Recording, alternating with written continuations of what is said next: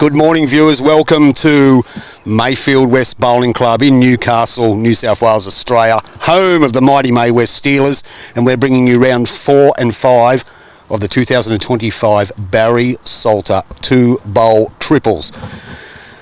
Okay, we'll take a deep breath. So we'll talk about yesterday. We had some issues yesterday, massive issues with the weather. The incredible lightning storm at the start of the tournament. Then came the windstorm, then the fire at Hexham just over from the top of me. The gazebo blowing away, the esky lid blowing off the esky, the monitors falling on the ground. You would have noticed the first game was pretty good with the connection. The second game we had to stop due to the incidents with the weather and the cameras, and the third game would have had a bit of buffering. But we've made some adjustments today. We've actually moved our table onto the green because they've moved the rinks in, which is fantastic, and hopefully we'll get a better reception and we'll be able to keep out of the wind and see if we can bring you some good quality bowls in the meantime. So just to let you know, we are into round 4 and the teams that we've got playing today. We have got the grudge match of Mayfield. We've got a team from Mayfield up against the team from Mayfield West. So boys, what we want to know, does Mayfield have a nickname? No, just Mayfield. Just Mayfield. Okay, so we might have to come up with a nickname. Viewers, you can jump on and get me a nickname for Mayfield Bowling Club. Grudge match, Mayfield versus Mayfield West. Now, playing for Mayfield, we have the lead will be Todd Burke. He's using Blue Dynamics. The second will be Nathan Jenner, who's using... I don't know what he's using. What's Nathan using? What bowls has Nathan got? Aero Evolve. So he's got Aero Evolves, and they're blue. And our skipper, Mark, small R's, isn't it? Yep. Small R's, and he's got the black Vectors. And they're up against our local side, the Steelers. The skipper will be Stu Bailey using the grey-green Masters. Our second will be BJ Elliott. He's got grey Aero Optimas, and the lead will be Dave Doof Cadogan, the Manly supporter with the blue SRVs. Now the boys are just going through their roll-up now, and green is a pitcher. The actual green actually comes out tomorrow. This is the last day of play, tomorrow or Tuesday, but it's hard as a rock. It's absolutely flying. The wind has died down a tad. They're expecting a few gusts today, but it should die down. Not a cloud in the sky from here. Chief Brody, the CEO, our secretary manager, Wayne Druce, hello, he says, is sitting right behind me, keeping an eye on everything, make sure everything goes according to plan. And he even brought me my breakfast this morning, a can of Coke and a bottle of water. Thank you, Chief Brody. Appreciate all the help this morning, getting everything moved and set up, and couldn't do it by myself, there's no doubt about that. So I appreciate all the people that jump around and give us a hand here at home of the Steelers at the Furnace. And as we said, the boys are just going through their one-end roll-up. Now we'll just change that skipper's name because they did change their team around. So it will be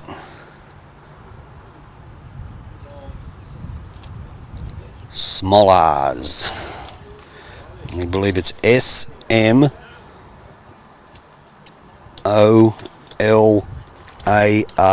Smollars. So we think we've got that right. And we'll just let these boys finish their roll-up. So I hope you enjoyed yesterday. Morning, mate. Mark Rossington morning from Australia, not the Philippines. Luke Rossington, morning, Sony. Good morning, Rossingtons. How are you? Good to have you online, as it always is. Great supporters of YouTube Live Sports. Great supporters of the bowls. Hopefully we can have some good internet for you today. We've tweaked a few things in the background. Rosemary's back online. Good morning, Rosemary. Hope you're enjoying your Sunday morning and going to enjoy some games of bowls here today. We only have the 2 games. Rounds 4 and 5 of the Barry Salter triples. Now just quickly, we'll read out some statistics. I've got some message yesterday about Barry. He played bowls for 47 plus years. He's 71 years old. When he passed away, he was a member of the Waratah Bowling Club for 41 years. Just some of his club championships: 7 club single titles, 19 club titles at Waratah.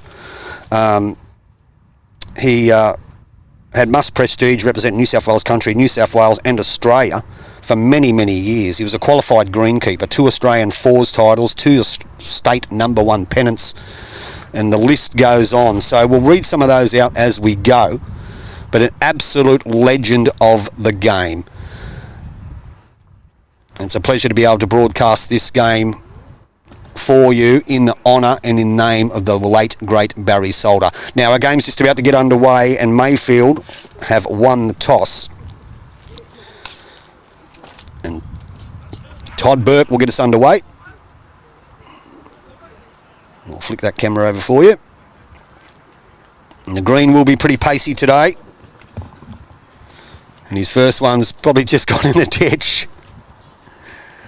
And that brings up Dave Duff Gadogan. And he's a Steeler. He's using the blue SRVs. He'll play the ditch side of the green. We know that side. Morning from Townsville. David Moore, how are you, mate? You can see both Leeds bowls after the roll-up have both got in the ditch. The green is absolutely flying. It's very, very quick. So Todd Burke lets his second one go. He's playing on the inside of the green. This one looks like a little bit less weight. He's going to stay on the green. So he's going to be one because he's the only bowl on there at the moment. And that brings Dave Gadogan back on the stage. Sends it down on his backhand. The Manly supporter. Young son Mason's playing in the tournament today. Very, very, very, very good netball player, young Maso. State representative. And a great shot by Dave Gadogan. That'll be one to the Steelers.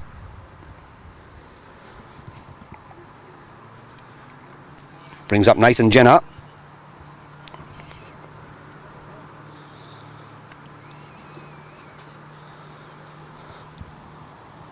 He's got white Aero Evolves.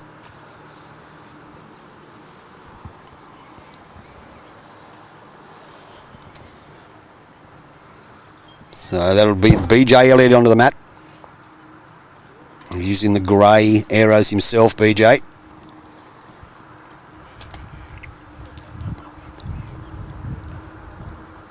So he plays his backhand, the tight hand. Probably finds himself just the one holding shot. He's gone just a bit narrow of this one. A few nerves, been on the television.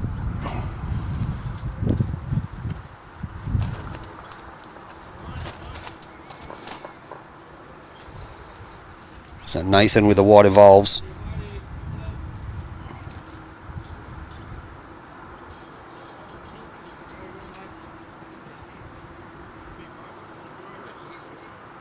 Plays the white hand as well. Marky talking to Luke. Go away, Luke, he says. Just got a bit short. Line was good.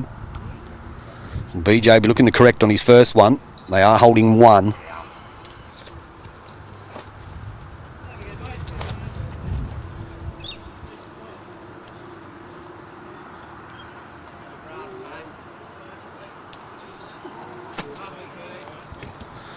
Made the correction, BJ. Sits and stays, he'll score. Benny Rousseau, I like that. Thank you, buddy. So it looks like it is one to the Steelers. At the crossover, the Dave Cadogan bowl to the right of the centre line there. Could be two. Always stirring. Luke and Mark Rossington into each other early. Great to have this many viewers already. And Mark Smollars, the skipper from Mayfield. Got the black vectors, got the wide bowls on the tight end. They'll be advantageous, no doubt about it. Sends it now. Probably finds himself one, maybe two down. Give this a chance. He might just swing away with the vector. A decent weight. So Stu Bailey with the grey-green Masters holding shot.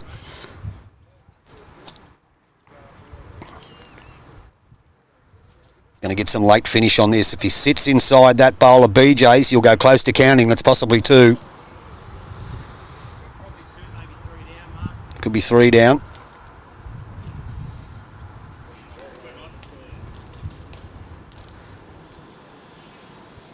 So Mark Smollars. vector again. Doesn't look like he's played this one too badly, viewers. Starting to turn now. He'll get a bit of late finish out of the vectors, and he will. That's a great shot. Well played. Deserves the confetti. Well done, Mark Smollars from Mayfield. Stu Bailey finds himself one down. Don't know if he'll hold that line. Trying hard. Just gets around him. Unfortunately not. So it is 1 to the boys from up the road. They get their round 4 campaign underway.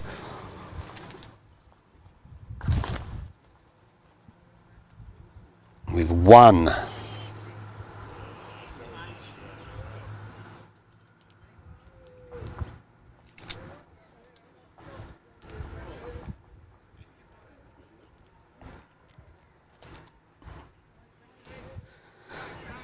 Okie dokie. Don't know what's going on here. We're missing someone. So, Mark, just let me confirm your lead. Yeah. What's his full name? Todd Burke. Todd Burke, correct. He's got blue dynamics, right? Yeah. And Nathan has got the white evolves. Yeah. Beautiful. Excellent.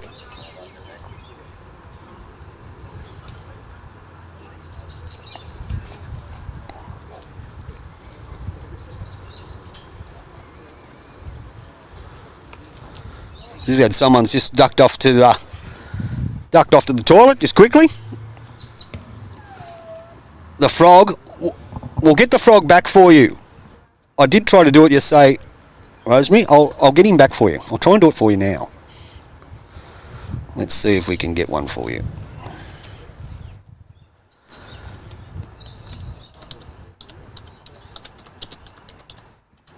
May not be the same frog, but it'll be a frog. How about that?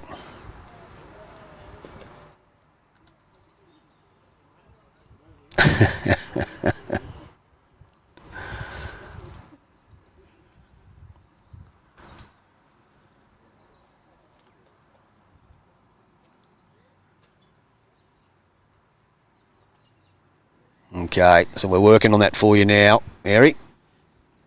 As we're waiting, Rosemary, as we're waiting on our gentleman Todd Burke to come back from his break to the toilet.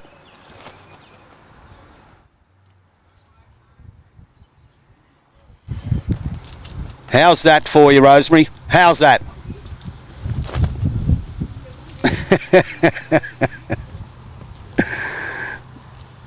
You come to be Mark Rossington? You want to be a guest commentator? Don't do it. That's a trap. Love your work. So Todd Burke will get us underway. The Mayfield guys picked up one on the first end. We'll just adjust this camera for you because they are playing a shorter length. So as we know, Todd Burke's using the blue dynamics, the aero bowls, and just sails past by 6 feet or so. Let's put Dave Cadogan back on the mat.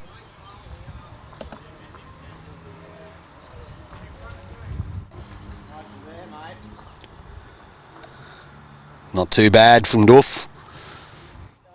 Pretty good shot. Stewie's happy. Still sailing. Still has a bit of turn on that tight side. So Todd Burke.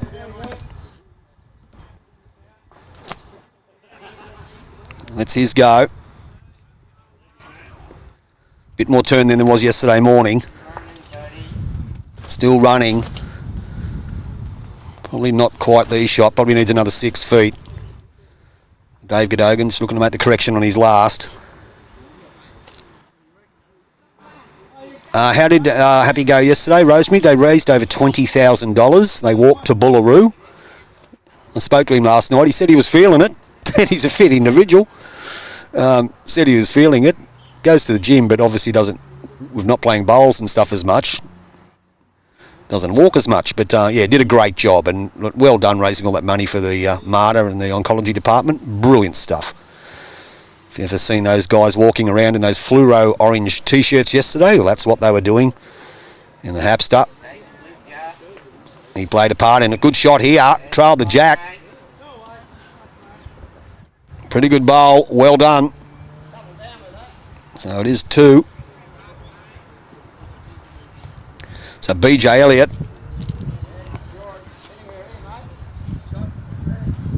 looking to play in the backhand. See if we can get a better angle of it for you. There you can see it. So BJ will line up on the backhand, the inside of the green. I said the green speed's pretty quick. Dave, the greenkeeper, does a fantastic job here. Give it a good roll this morning. It's as hard as a rock.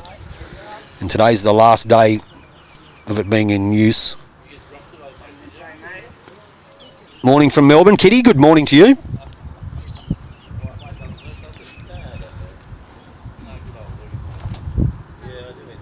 Nathan Jenner with the wide evolves. Hasn't played this too bad.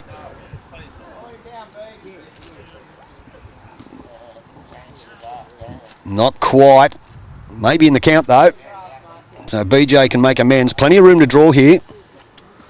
Yeah, well done to everyone who walked yesterday. It was a great effort. So BJ Elliott, the Maywest Steeler, on his backhand, finds himself a couple down. Hasn't played this too bad. Might just slip through. Let's fix that camera for you so you got a better angle of it.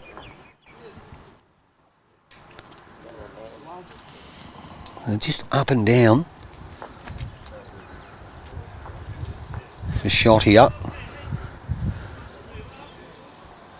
No, it's not. It's 3. It is 3. Yep.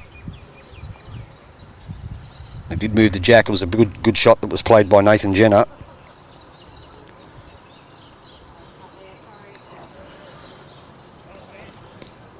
The second for Mayfield. BJ. Yep, thank you. You don't have to go miles away. You can stand close. So Mark Smolars from up the road with the black vectors, looking to add to the count.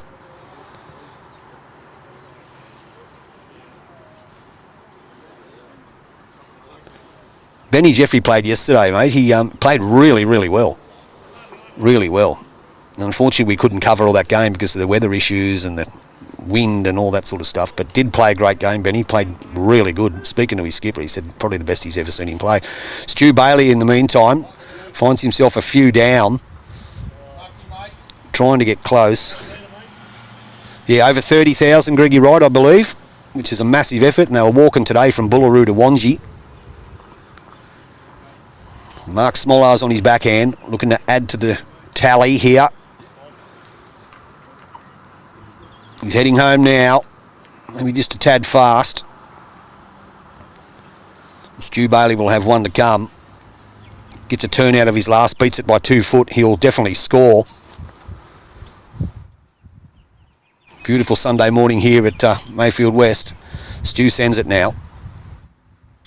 On his backhand. Just don't know, was he going to pull up in time? Line was great, just going to sail past.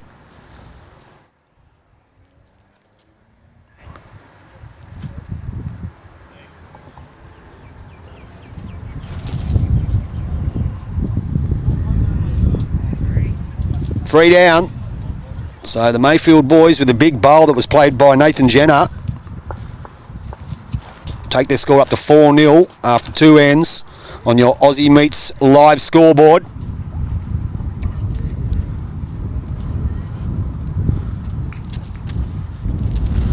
The wind's come back a bit.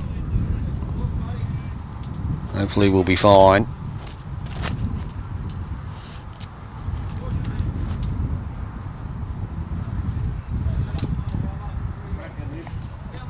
Todd Burke will get us underway. From Mayfield, who don't have a nickname, viewers, so come on, jump on and give us a nickname.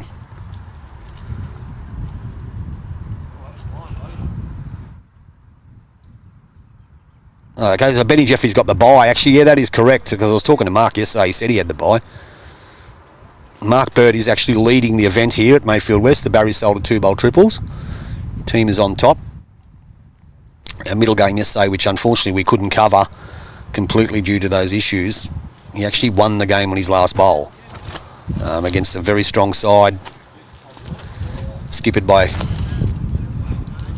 Adam Gleeson. great game. Unfortunately, we couldn't bring it all to you. But it was a very good game of bowls. Backhand again with the blue dynamics from Todd Burke.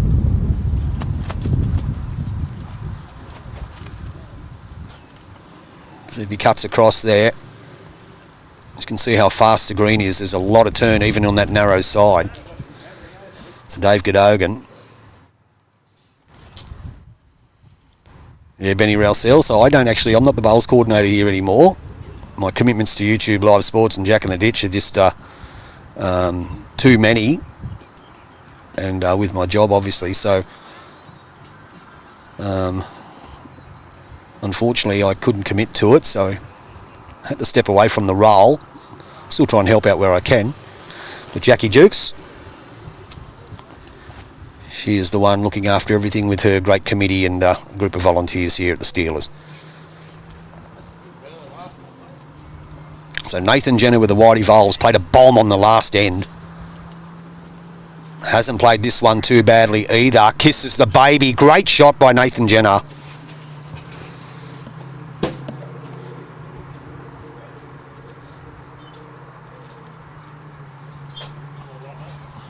Starting to make a statement. He is the boy from Mayfield. BJ Elliott.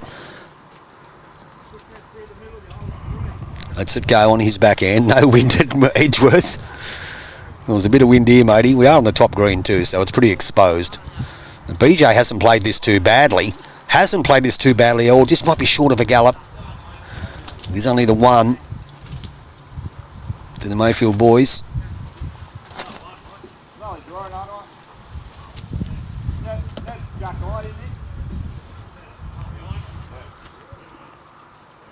So Nathan Jenner again. Very smooth delivery. It's on its way down. As it gets closer to the head, we'll just give you a quick look. The Mayfield Maulers, I reckon. There's the head. The white bowl that does belong to Nathan Jenner is the shot. BJ Elliott looks like he's got second. BJ jumps on to play his second one. 4-0 to Mayfield. All you're hearing is excuses, Benny. We'll get them to fix the internet, mate. Then we won't have any excuses. But we soldiered on. BJ Elliott hasn't played this too bad either. That is a great shot from the Mayfield West Steeler. Well played, BJ. Toucher. I think, what do you think, Rosemary? He deserves the dancing frog. There he is. He's back. Your favourite, Rosemary, the dancing frog. Great shot, BJ Elliott.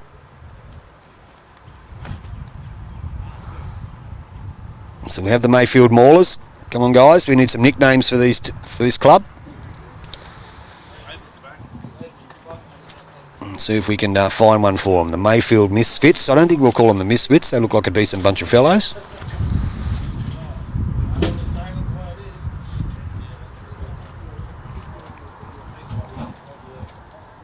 BJ.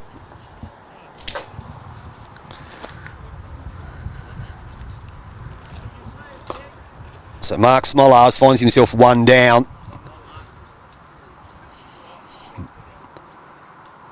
Possibly two, just sails past with that. The Fielders. Excuse me, that's not bad, Greggy. The Mayfield Fielders.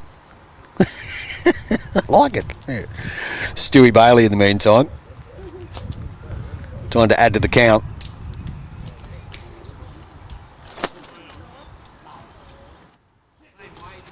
Was a good shot, Rosemary, wasn't it? Good viewing numbers already early here at the furnace. So Mark Smollars with his second. Got the vectors, so he'll get some finish with these.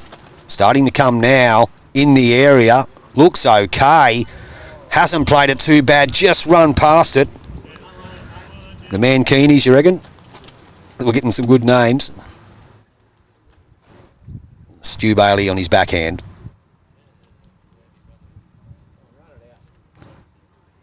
He's a bit worried about the weight of it. So we'll see what the count is. I think it's only the one. Could be wrong. The great bowl played by BJ Elliott. Taking out one, maybe measuring for the second with the Dave Cadogan bowl. The blue one. See if we can see it there for you. They are going to measure it, but we know that it is one. There we go. So it's 1-2 the Steelers there. Round 4 campaign is underway.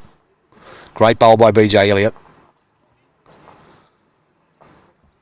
Takes it to 4-1. After 3.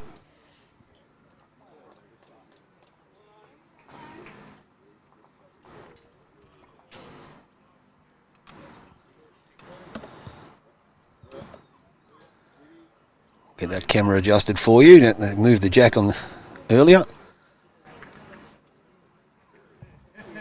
And Dave Cadogan. He will bowl first.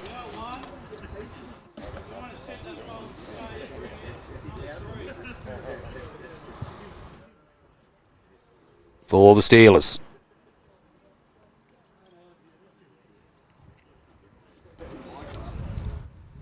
Mayfield Mad Dogs. There's not much wrong with that either.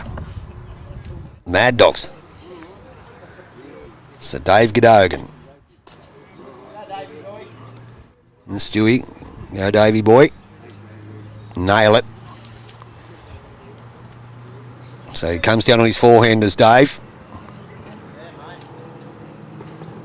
Give it plenty of territory. You can see that rink has actually been moved in this morning, viewers. That was because we had to try and get... Great start by Dave Cadogan. We had to try and get all our cameras and streaming gear away from the big metal fence and away from the shed and away from anything we thought was affecting the output. And because they had a bye with a team that failed to turn up yesterday, there was one less rink playing on the grass green this morning. So a good shot by Dave Cadogan. He's using the blue SRVs, the Taylor bowls. Sends it down again. Give it plenty of air. Should start to work back to the line now. I know what you're thinking, Mark. I'm not typing it though. Yep. So there's obviously a few names out there. Chat rate is amazing. Love to find out all the names for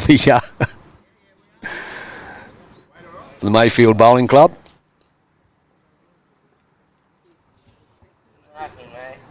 So Toddy Burke's just gone sailing past. So it is 1 or 2 at the moment to the Steelers. Brings BJ Elliott on the mat. Played the cracker on the last end to get their campaign underway.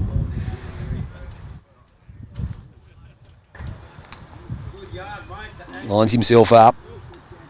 One of the newer members here, a newer bowler, only been playing about 12 months, 18 months. A bit like Stewie's, only been playing about 2 years. Very enthusiastic players. Love their bowls. BJ's actually got a bit of touch. Played it okay. It'll be a counter. So it's probably 2, possibly 3. Good bowl by BJ.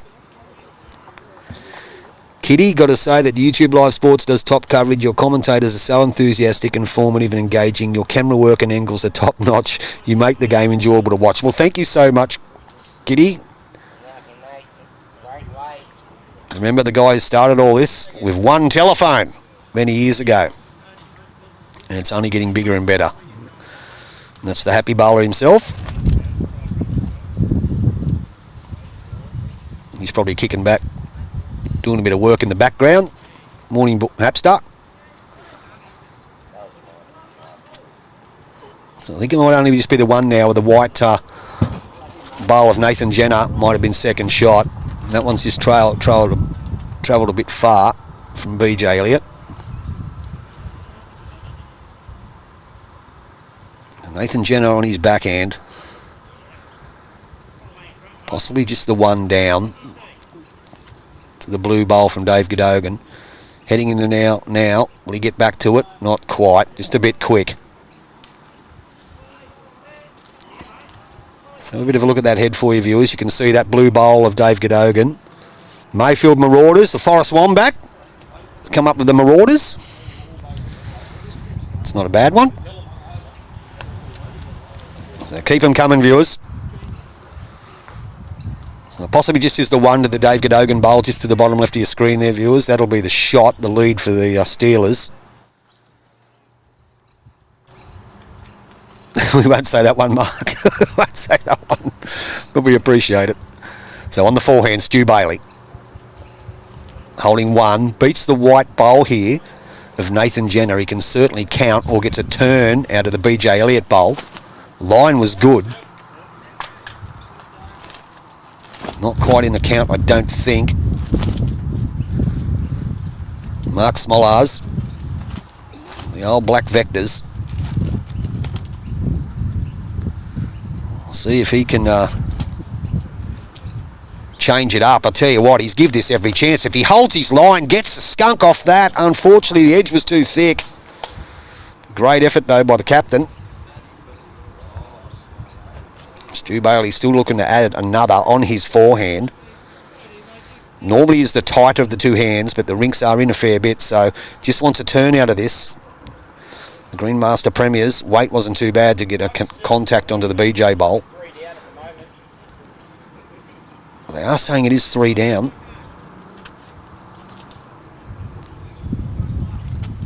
So the two greys and the blue are the scorers. Mark Smollars with the vector. Line looks okay. How's his weight? Still coming. Hasn't played this too bad. Just slips past it, unfortunately. May have saved some. We'll have a bit of a look. Heard Nathan say it was unlucky. There's one.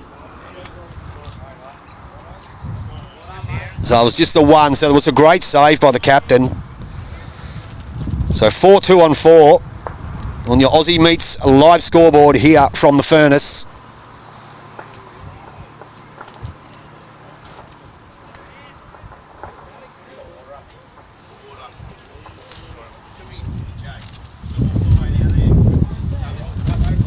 A little bit of breeze.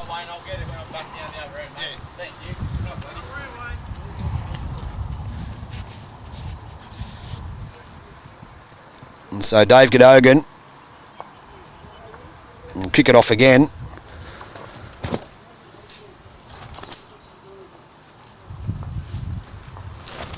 For the Steelers.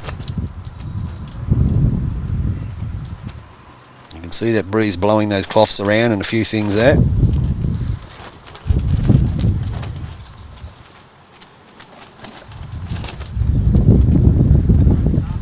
Not a bad start from Dave.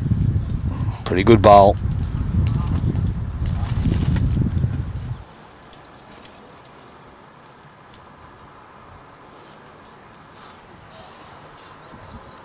So Todd Burke from Mayfield on his forehand. You can see how quick the green is. Oh, we got a little bit of a dipsy doodle turn there. Dave Cadogan. First one was a cracker. See if he can add to it with his second. 4-2 after 4. Round 4, Barry Solder, 2 bowl triples. Hasn't played this one too bad either, Duff. Slips behind, pretty good home, 2 good bowls. See if Toddy Burke can change it up. With the Blue Dynamics. He certainly give it plenty of territory. Got his own bowl on the run here.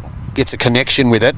Might not even need that. Just gets around it. Possibly second shot is second shot. So a good bowl.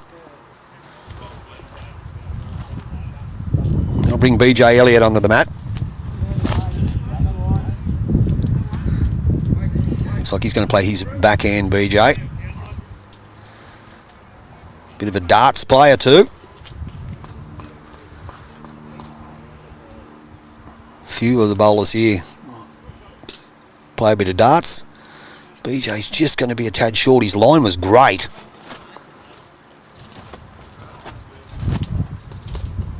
So Nathan Jenner, the white arrow evolves.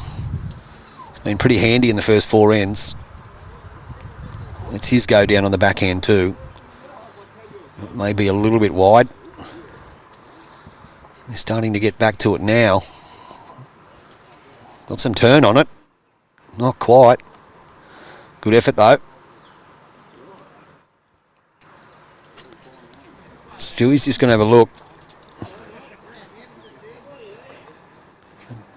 Do have shot the Dave Cadogan bowl.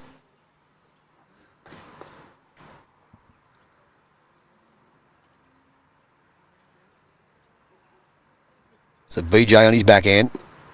If you're looking just to slip under that evolve that belongs to Nathan Jenner, he'll slip under it, that's for sure. Good try. He might be close to that. Stewie's happy. Could be two. I think the indication was that his second shot.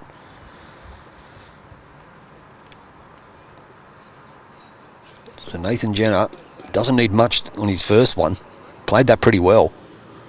So down on his backhand. Got some really late finish on that four. I think he's just pinched the line here a bit. Depends what happens with his weight. Line was pretty good. Just a tad short. So it is 1 to the Steelers with the Dave Cadogan bowl.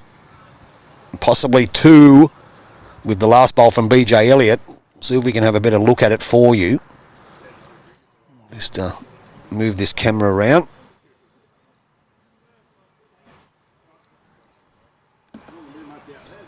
See if we can see it. You can see the Dave Cadogan bowl there, which is shot. Possibly the grey one to the right of screen, viewers, could be second shot, the BJ Elliott bowl.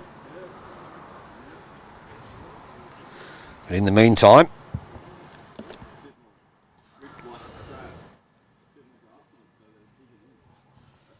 Stewie Bailey. He goes down on his forehand. Now I think he's going for cover.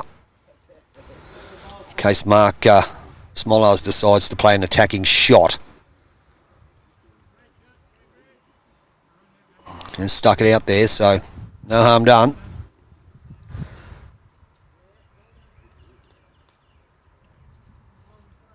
So Mark Smolars coming down here. The Vectors, they do have that late finish. Weight was good. Weight was definitely okay. So it's 1, possibly 2 to the Steelers.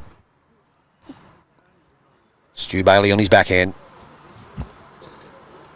May just be a bit narrow, unfortunately. He might be able to get a skunk off one of these front ones. He has got a skunk off it. Has turned it over. That's possibly now 2. A bit of a quick look. He will take it. Looks like it could be 2, maybe 3. Well, it's 2 for sure, I believe. So, good result there from Stu. Just got a little ride off the front ones. Kissed the baby. Moved it down the line. Mark Smolars on his backhand. It is a good day to be outside. Now, can Mark get the same result? Gets a skunk off the front white, and he will, and he'll run up. Anything you can do, Stu Bailey, I can do just as well. So it looks like it is 1 to Mayfield. I haven't any look at it, though. Well, they are going to measure it.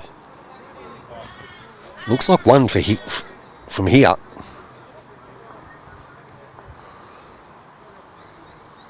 But BJ Elliott will put the tape on it and make sure of it. Yeah, it is a great day to be outside. The wind has dropped down a little bit. It has a few gusts. So at the moment it's pretty good.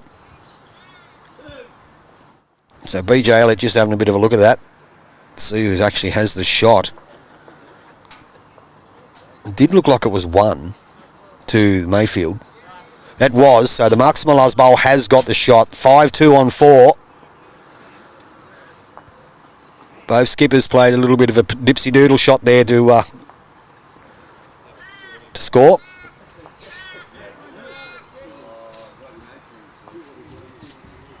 There were. Stu Bailey's shot was holding 2, possibly 3.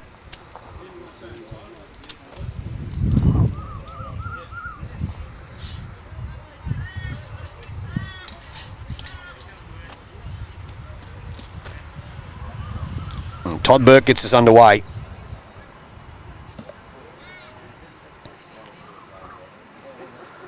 and 6 in your round 4 match.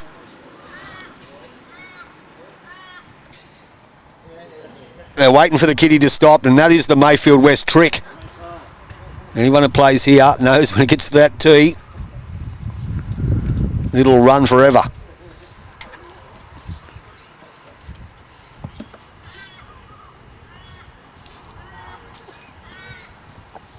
So Todd Burke on his forehand. Lets this one go. I reckon this one's going to go for a swim. Hits the sand. And in the pit he goes. Requires a bit of skill. Playing back to the road here at the Steelers. So Dave Cadogan with his first. He'll know how the green plays. Down on his backhand. Currently down 5-2 after 5. Now he hasn't quite, he's probably been a bit cautious, you can understand why, but he will be shot. And he'll keep running for a bit yet. Right on the centre line, so his track was decent. Oh, there's a bit of a gust of wind come up there. And Todd Burke let that go down on the forehand. We've got our gazebo pegged into the ground with weights weighing it down as well. Unfortunately, I think this one may go.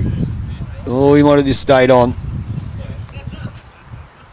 Dave Cadogan again with his second one, just looking to make that correction. No, that did go in the can. That bowl of Todd Burke, so correction here from Dave. Starting to get some turn now. A little bit of breeze behind them.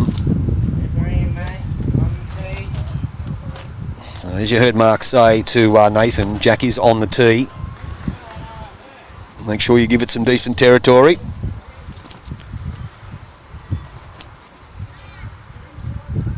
He's probably just pulled the head off that one.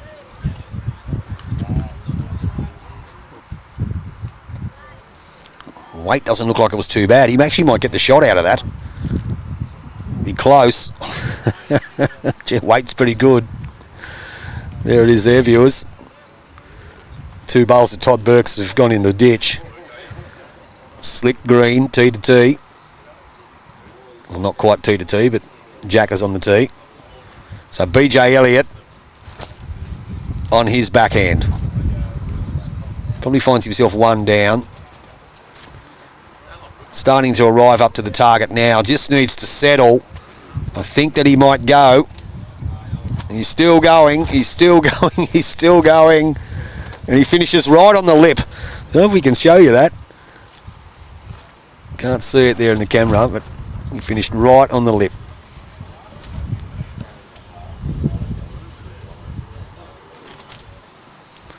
So Nathan Jenner, the first one, his weight was great. It's on its way down now. Let's see what his weight is like here. Probably just going to pull up. So BJ's got 1 to come.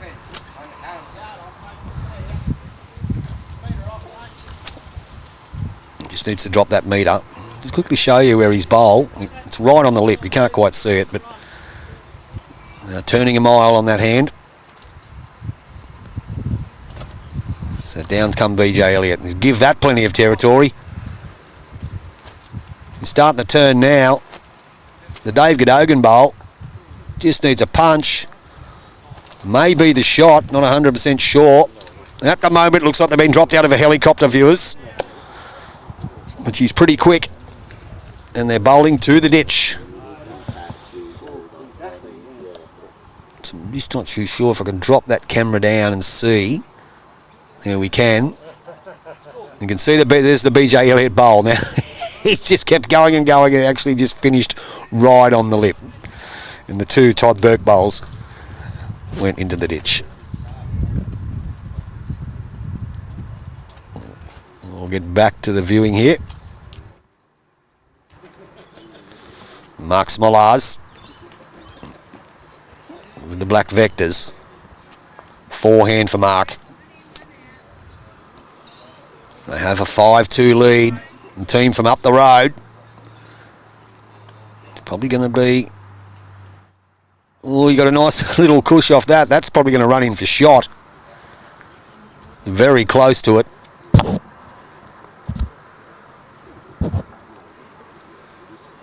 And Stu Bailey. Just don't know if he's sent it out enough. He's trying hard. Crossing the line here barely. Gets a punch onto the BJ Elliott bowl. Wow. They're going tit for tat, these guys, when it comes to the rubs. Who needs the dead draw? Reckon I can just get a skunk off something. Mark Smollars again.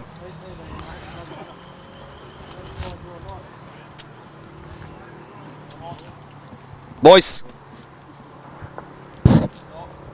And he's got the same result. He's just going to run through, unfortunately.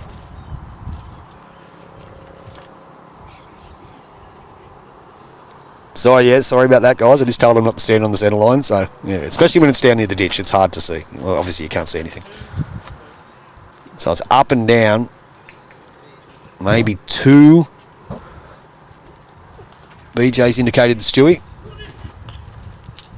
2 grey bowls. Stewie's played better grass with this one. How's his weight? Keeps running inside the black.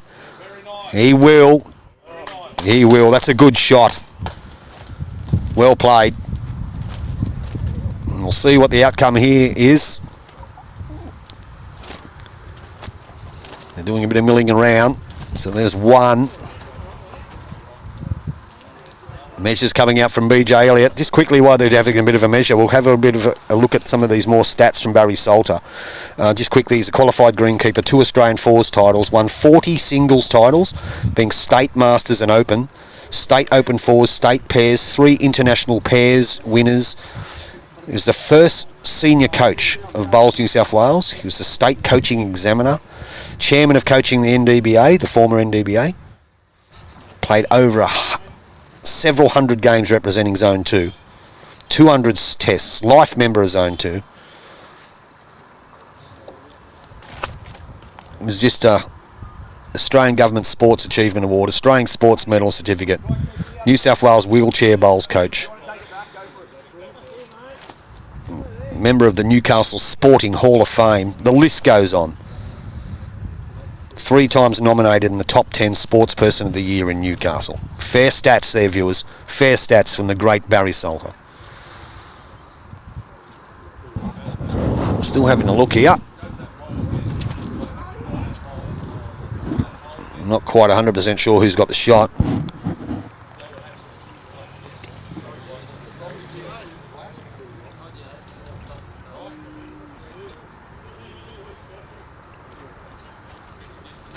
They're going to the black vector of Mark Smollars. So good viewing numbers already for our round 4 match. Our round 5 match too is going to be a cracker as well. So that grey one doesn't look like it's in. So it was 2 to the boys from the Steelers. So it's 5-4 after 6.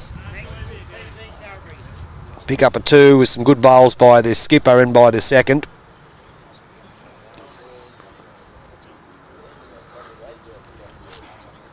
Pick up a 2.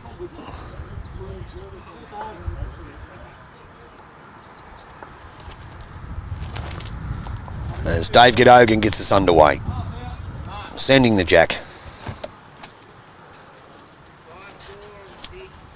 And there he is, the man himself.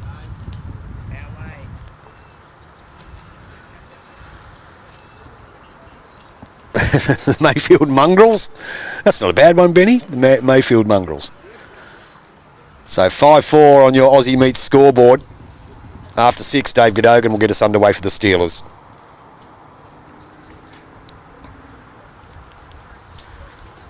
Plays his backhand.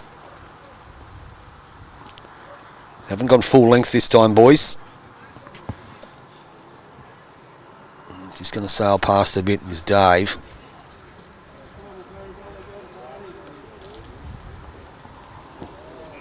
Toddy Burke.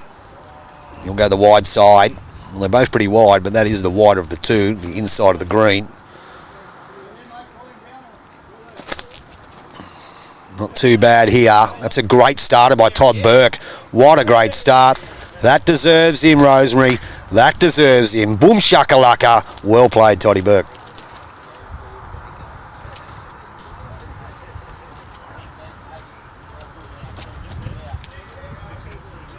There's the backhand from Dave Cadogan again. Staying on that side. He has played that side the majority of the game. Starting to get a bit of late finish. Breeze might just hold him out. Decent correction though. Let's see if Toddy Burke can put another one in there. First one was a cracker. This one doesn't look like too bad either. Might just be a tad quicker.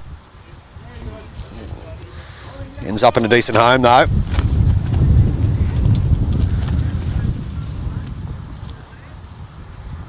BJ Elliott now, he'll jump on the mat. Breeze has got up a tad. It's okay at the present time.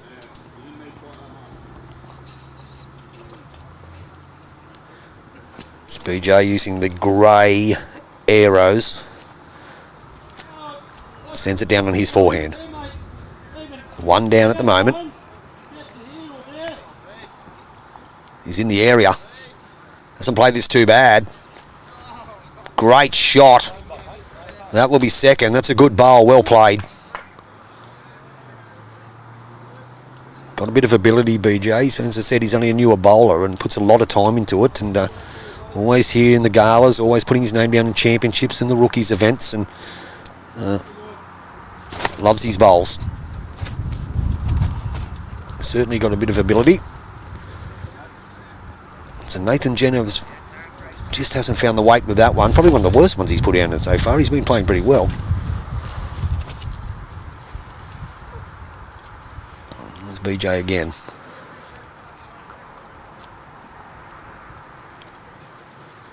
He'll come down on his forehand once again. Wasn't too far away of his last one. This one here, he's probably just sent it a bit wide and a bit strong. See there, it's just whipping past. And go down the back there with the Dave Cadogan bowl. We do have the backwoods. Nathan Jenner looking just to add another one. Hasn't played this too bad either. Just his weight's going to let him down. Line was fantastic again. As you can see there, that bowl there that belongs to Toddy Burke is the shot. So it is 1 to Mayfield. Keep those nicknames coming. So we can give them a nickname by the end of the game. How about that? Something decent, of course. Not that there's anything wrong with the others, but I don't know if you can plaster that all over the back of a shirt. In the meantime, Stewie Bailey finds himself one down. Just having a look around, checking the breeze, checking the wind. He's a bit unsure. He can see that breeze has got up a bit there. He's going to come down on his backhander, Stu. He needs to find that gap. At the moment, he's not far away. Stu Bailey! What a great shot. Has he done enough to get the shot out of it? I think he has. That is a bomb. Threaded the needle between the two white bowls of Nathan Jenner. Sat the shot bowl back and looks like he's scored one. We can just have a quick look at that there. The grey bowl, I think it is shot. Great bowl by Stu Bailey, the skipper from the Steelers. Played a cracker. In capitals, you reckon, Benny?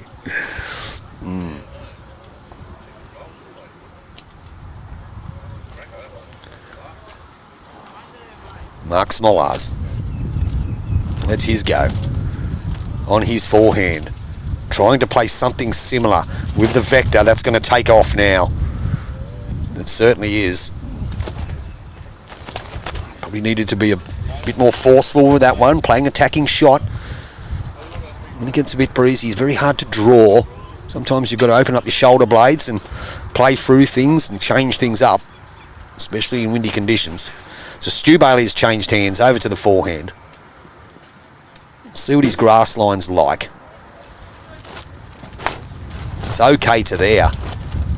It's okay to there. Very close. Not too sure if it's in the count though. Possibly. Definitely one though to the Steelers. Two good bowls by the captain. Mark Stollars. Sends it down. On the other hand, he can get through that gap too.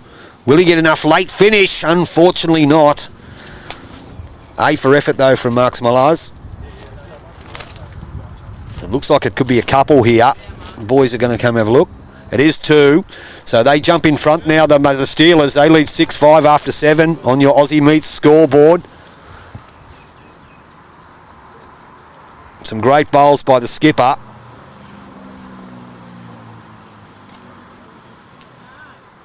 Pick up a 2. The halfway point, they have a one-shot lead.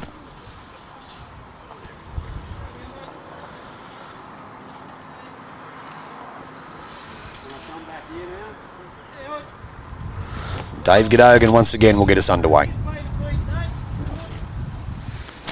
Stewie's giving him a mark. They probably might have learnt their lesson from the last end coming this direction, not to go as deep, which I think they have.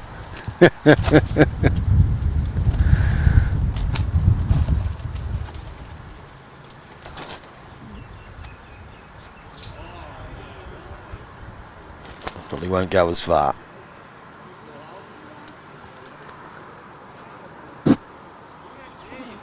So Dave Cadogan once again stays on that side of the green, on the ditch side. He's played that the whole game.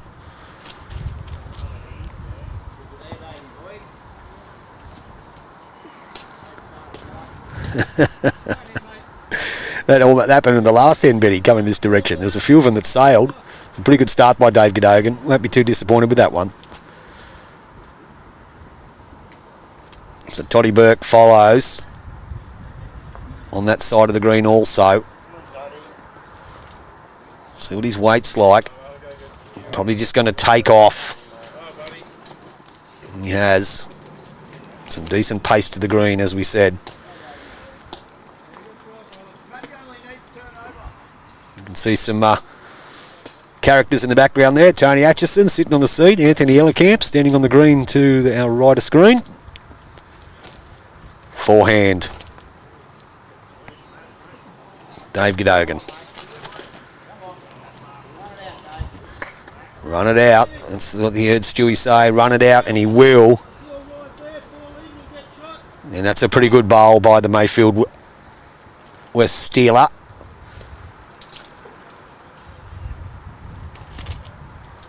So now comes Todd Burke. A better grasp with this one too, I believe. Only starting to swoop now. Might need to kiss the Dave Cadogan bowl to pull up. Unfortunately, he's just gone through.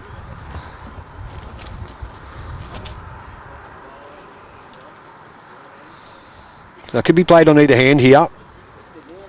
Yep, you heard Stewie say, just get on the inside of the green on your backhand, beat the bowls of Toddy Burke. Just letting BJ Elliott know. So down he comes on his backhand. Hasn't played it too bad either, BJ. What's his weight like? Might not pull up in time. Then again, he has. It's a good shot. Playing well, the novice. Holding 3. So Nathan Jenner needs to get this one in there. Make it a bit easier for his captain. Need to get something close for Mayfield. Well, we'll come up with a name in a minute. Don't you worry.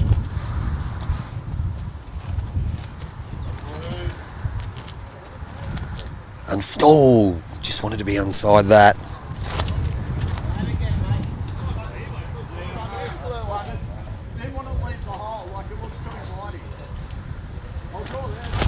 So BJ Elliott again.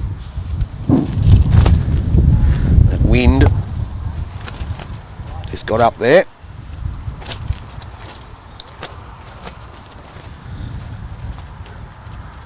Sits the grey. There's a good shot.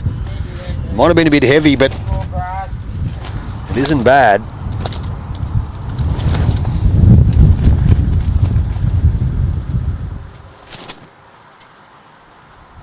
So Nathan Jenner.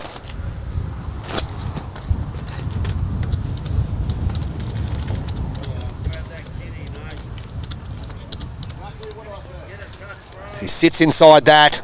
Just a bit quick. Possibly 3 down.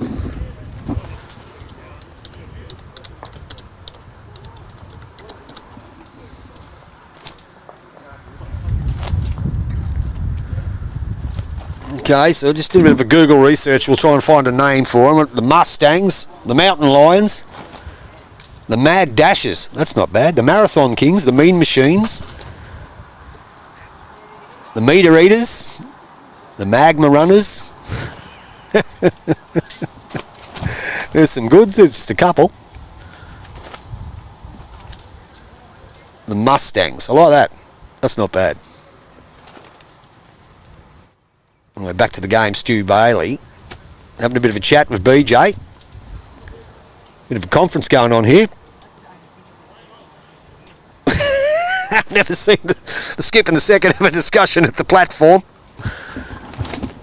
Get down this end, son. So, Stu Bailey.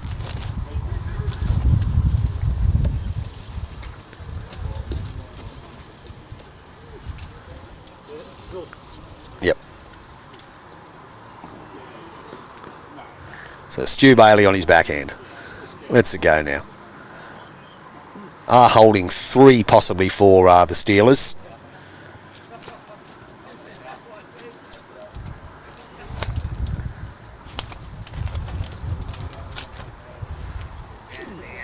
That one's out of bounds. Spun that one out a bit wide.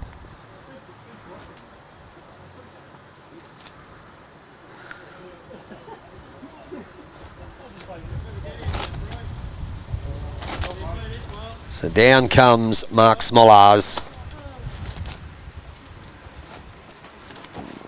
The Vectors with that late finish. Weight was just the issue. Line was great. The Mountain Goats, you like that one? Put Stewie Bailey back on mat. He was swapped over. Don't know why he swapped over there. All he had to play was the backhand just to beat that bowl that belonged to Toddy Burke. He might get a kiss off the Dave Cadogan bowl to count here. It's a skunkarama, this match. It's possibly 4. Could be 5. We'll see if Mark can fix that. Sends it down on his forehand. Vector line.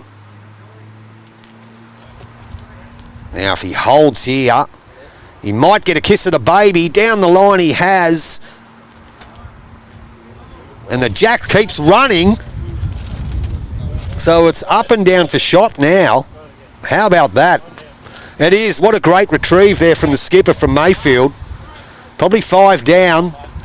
Back cut the chat with the Vectors. And has now turned it into 1. 6 all after 8 on your Aussie Meat scoreboard. Big bowl by the captain.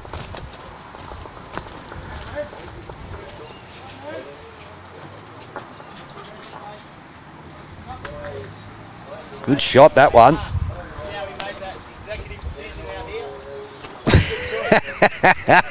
I like it. Take the credit for it.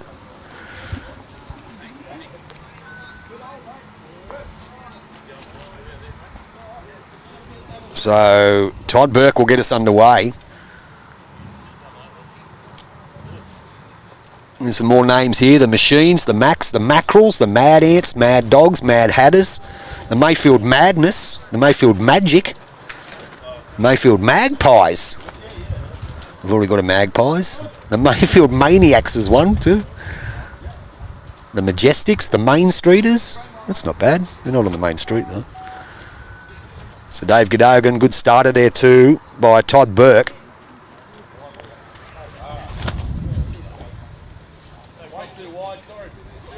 Plenty of names here.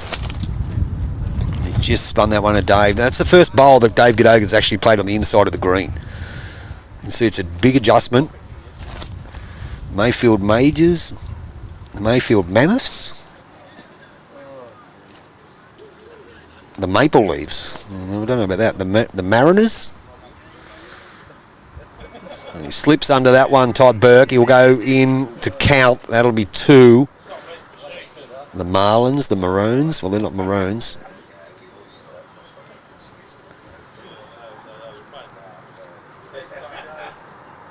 The Mayfield Blue Knights. I don't mind that.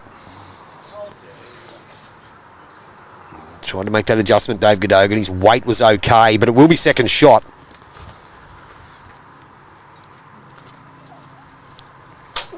So Nathan Jenner.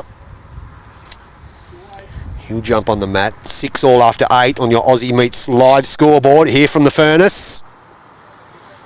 And a very tight game here on a very quick green. Going to get a punch on that. Gets underneath it. Not quite. It looks like it's just 1 to the Blue Devils. How about that? Got lucky, yes. Did get lucky, Benny, but make your own luck in the wind. There's no doubt about that. It's changed around a bit. BJ Elliott on his forehand. He's probably spun that one out where they make the pies. A bit wide. Probably a bit strong too. The Martians, there you go. The Mashers. The Mastiffs. That's not bad.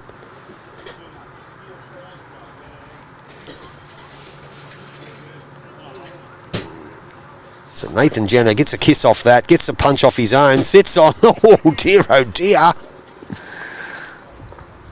they still hold 1. BJ just tried to draw rather. The Matrix, the Mavericks, there we go. The Mayfield Mavericks, I like that one. So BJ Elliott here, kisses it, plays a screamer. Opens it up, probably gets the shot. Plenty of room though. We'll give him the confetti. And just for you, Rosemary, the old boom shalakalaka frog turns the jack down the line. Opens it up for his skipper, Stu Bailey. The Mayfield Mayhem. How about that? I'm joined here in the skybox by the Secretary Manager and the world's greatest Chief Brody lookalike, Wayne Druce. Hello. Standing to my right, he says hello. And what we're doing there, Chief Brody, is we're trying to get a nickname for Mayfield Bowling Club. Oh, okay. So we've got a list of them here. Excuse me. Our viewers are jumping on and offering their opinions. In the meantime, we're watching a game of bowls here, which is a very tight affair. 6 all after 8. Mark Smollars. Just needs a clear road here. And he did turn their own bowl. Maybe shot. Yep. So they are possibly, that is the bowl that belongs to Todd Burke. So they are 1. So Stu Bailey. There's plenty of room there. It's just negotiating all the traffic to get to the open space. Now he's gone out very, very wide here. Tell you what, he's turning. He's certainly turning. Just didn't get back. Mark Smollars plays something similar.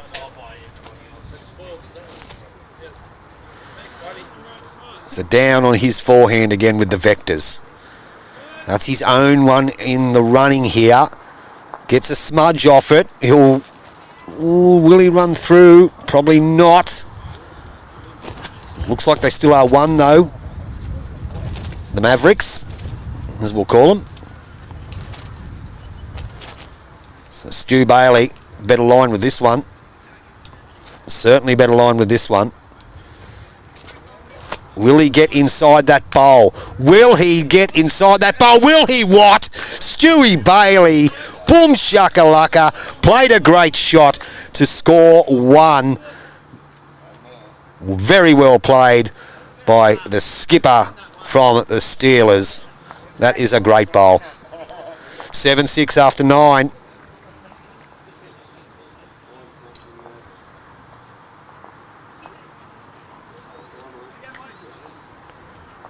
What a great shot by Stu Bailey.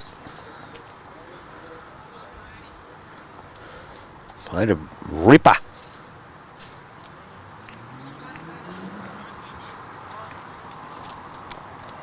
Big bowl. It's the local rivalry. The Steelers versus we'll call them the Mavericks for the time being.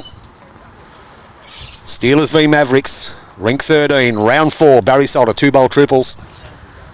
And the Steelers have a lead 7-6 after 9, 5 to go. The Mayfield misadventures, you reckon, Benny? Dave Godogan. You heard him say it, he thought he was a bit quick. Let's fix that zoom in on there for you, get a better view for you there, viewers. So Todd Burke on the forehand. Let's give that plenty of air as well. Weight doesn't look too bad here. Start to get back to the line. It will be shot. Weight was okay. Dave Godogan again on his forehand. They've said better weight. Stewie's happy with it. Played this too bad at all. He's going to drag it. Kisses the baby. Great shot, Dave Godogan. Well played. Great correction.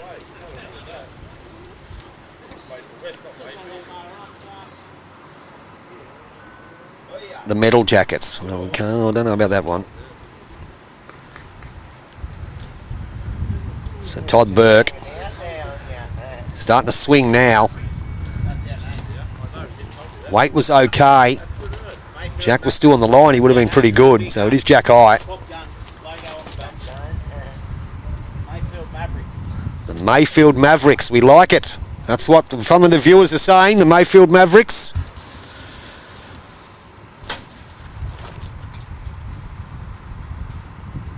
There's your head, viewers. BJ Elliott has sent his down. They are holding one.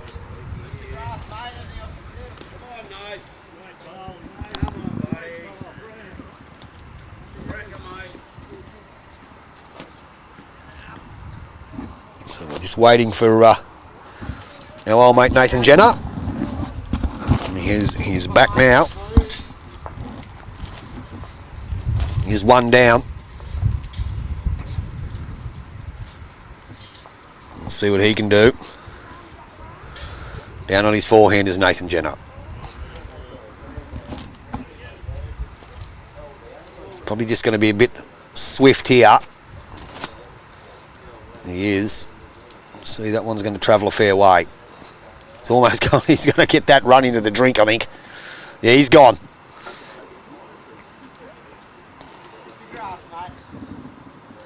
The Metros, there's another one. How about that? The Metros. Yeah, that's not too bad. The Mayfield Metros. They do look. The players actually said they like the Mavericks. The Microbes.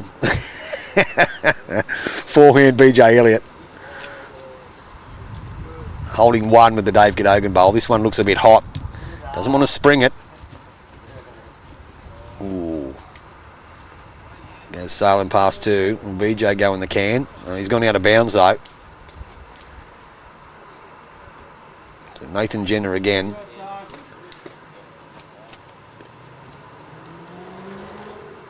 They just need a good second shot. When they're only one down, they just need a good close second, so it gives their skipper something to play.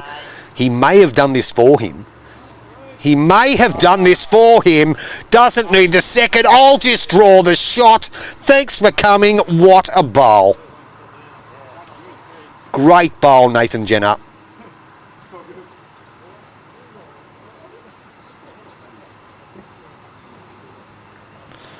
The Rhonda Brown. Hello, Rhonda. The Mayfield Marauders. Yeah, actually, that one's already been mentioned.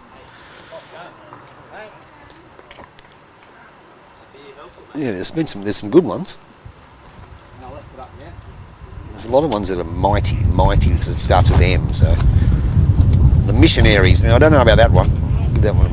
The Monarchs, the Munsons. No. The Munsters is another one. The Mountain Lions. The Mavericks seems to be the winner. The Mudcats. Anyway, we'll keep working on getting a nickname for these guys. The Mystics. The Mayfield Mutiny. Yeah, don't mind that one.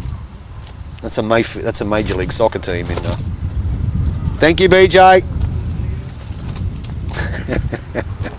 So Stu Bailey down on his forehand, looking to be playing something similar to the Nathan Jenner bowl. Now he's not a mile away here, Stu Bailey, just a lax a couple of feet away. It still is just the one to the Mavericks. That's what we're going to call him for the time being. Love the special effects, Kitty. Yeah. Now we have a look here. Mark Smollars sits inside the blue. He'll score. Some vicious turn with those black vectors. Stu Bailey down on his forehand again. He only needed 3 feet of weight with his last one. He would have got the result. How's his weight with this one? He's heading in the right direction. Will he hold? Just great effort. Turn out of his own or a straightener. So it still is one to the Mavericks. Mark Smollars has an open draw on his backhand, which he opts to play. Well, that unfortunately may be a little bit tight for the vector. I think it is. But a great shot played there by Nathan Jenner. I'll take the one. He will take the one, you heard him. No flies on Nathan the Maverick. Hey? He'll take the shot. And that brings us back all square again. 7-7 on 10 on your Aussie Meets live scoreboard. Here from the Furnace, home of the Maywest Steelers. The Barry Solder 2-bowl triples 2025 round 4.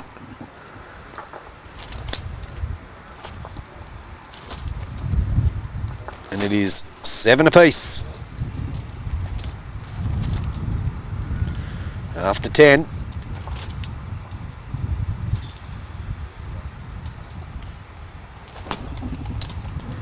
In very blustery conditions. Green is running pretty good though. As you can see, the camera's moving around a bit. So the forehand, Toddy Burke gets us underway on end 11. We'll just slip past by probably 6 feet or so.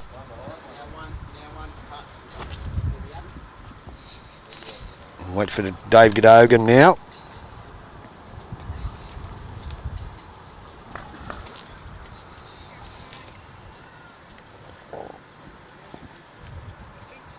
Close affair.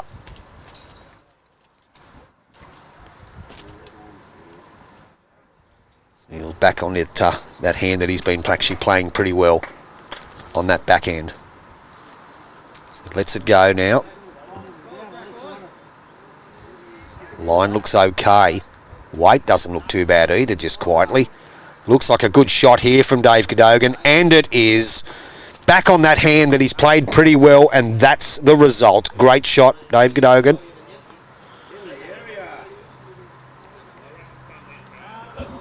Todd Burke, I think he's going to follow him down, and he does.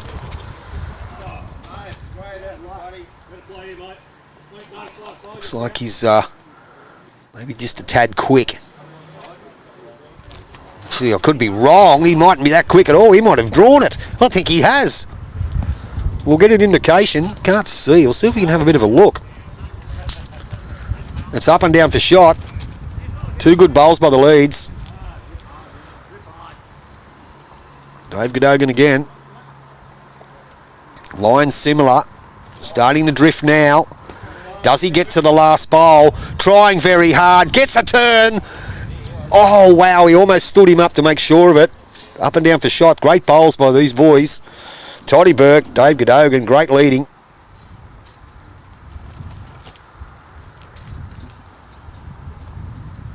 Nathan Jenner on his backhand.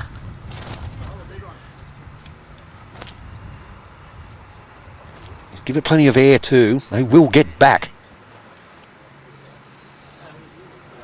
Trying very hard here. Look at this for bowls.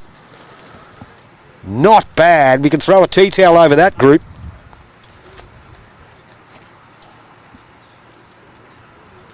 BJ, you don't want to be the one that plays a loose one. He comes down on his backhand, BJ Elliott. His line doesn't look too bad either. May just go under. Weight was okay.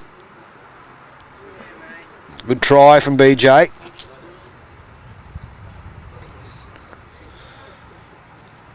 Nathan Jenner will be trying to play something similar to his first one. Sends it now. He's using Evolve, so there's a bit of turn on them. Coming home now. Give this every chance. Gets a nudge. Wow, this is great bowling. We call this the Subway Series, like the Mets and the Yankees. The Mavericks and the Steelers. Great bowling, boys.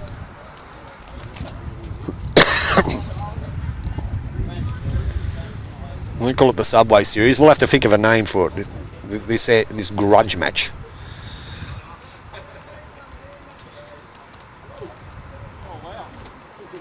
The Suburb Series. How about that? That's better. BJ's having a bit of a dipsy doodle at this. I think he's missed everything, unfortunately. He has. Just went under the front bowl of Dave Cadogan. So it's either 1 to the Steelers or 2 to the Mavericks. Or 1 or 2 to the Mavericks. Great bowls all round. Well played.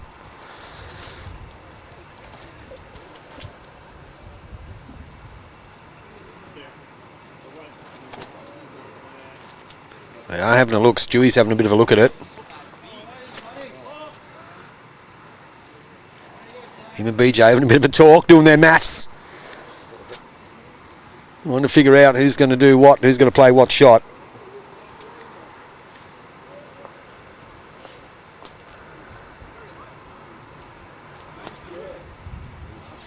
Mark Smollars, he'll get first choice on his backhand with the vectors. Probably just undercut that rather. And he has. His weight was good for the shot. You can see what he's trying to do. If he gets that onto the Dave Cadogan bowl, the front one there, and turns it out, he can stay for 4. And Stewie Bailey, he'd just be trying to draw, just to lay the Dave Cadogan bowl down, just under it. And there is that shot on again. That is what they're calling. The Mark Smollars to play that bowl, sit that Dave Cadogan bowl out, stay for a handful. Well, Simpson's handful.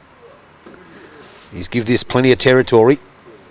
Just think he might be a little bit hot, unfortunately. Line was great. Regardless, it's still up and down for shot by the looks of things.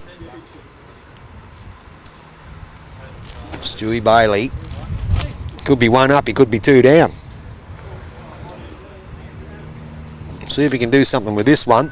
Lets it go now. Does the captain. On its way. On its way. Oh, he's spun it out. He's done something. He has got shot out of it. Well played, Stu Bailey. It is 1. Tit for tat. 8-7 on 11. Sorry, you just tried to switch cameras because I stood in front of it there for you viewers.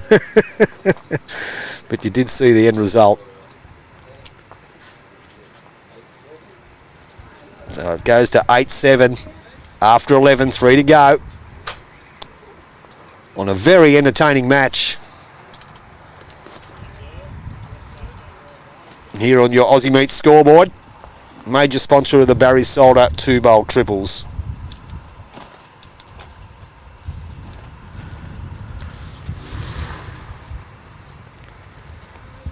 Dave Cadogan will get us underway once again on N12.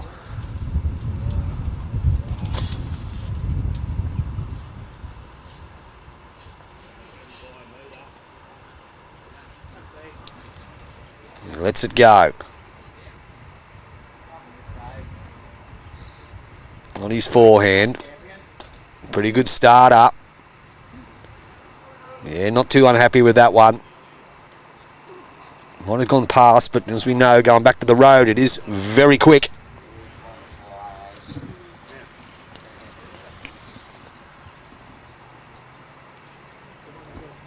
Follows suit as Todd Burke. Hasn't played this too bad either. That'll be the shot. Good bowl there from the Maverick.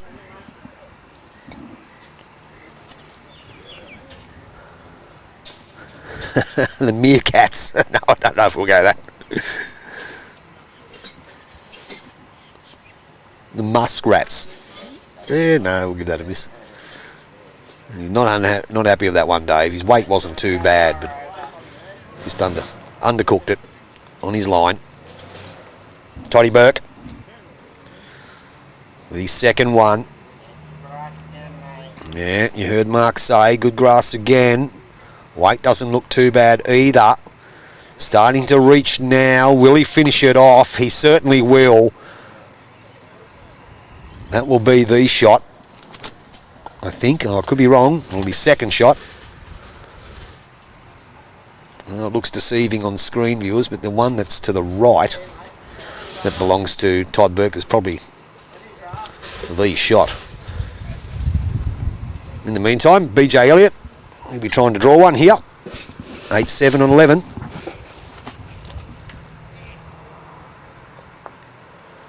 Forehand for BJ. Probably he's gone a bit narrow. He might be able to sit this bowl here. Oh, he just nicked it. But nevertheless, looks like it's 2 still. Nathan Jenner can add to it, tuck it away. Forehand line's pretty good with the aerodynamic. What's his weight like? He's in the area. Still coming now. Close to counting. I think he will. There's BJ. He's taking a bit more grass. You heard Stewie say, just a bit more grass, buddy. Big gusts of wind. You can see everything blowing around the place there, viewers. Forehands is BJ. Let's look at the back of Stewie's shirt fluttering around like that. Going to get a skunk off it? Unfortunately not.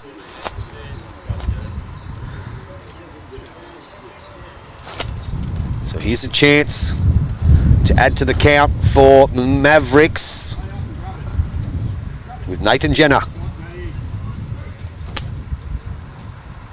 on his forehand. He's not happy with that one. You can see he's turned his back on it. Head down. Just dropped off.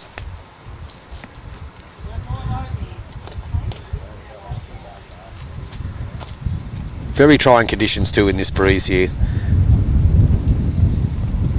And the guys are playing one hell of a game. It's a close affair. So, Do you want to come and sub for me? No, that's what my beer for. Sure? Yeah. Oh, it's too good for me. Sorry, mate. There you go. The secretary manages. He's into the opposition. He's playing the mind games. Steelers v Mavericks. He said, no, he's a Steeler. We can't do that. Can't do that. Here we come. Stewie Bailey. That wind's got up a treat now. I don't know. I'd challenge that.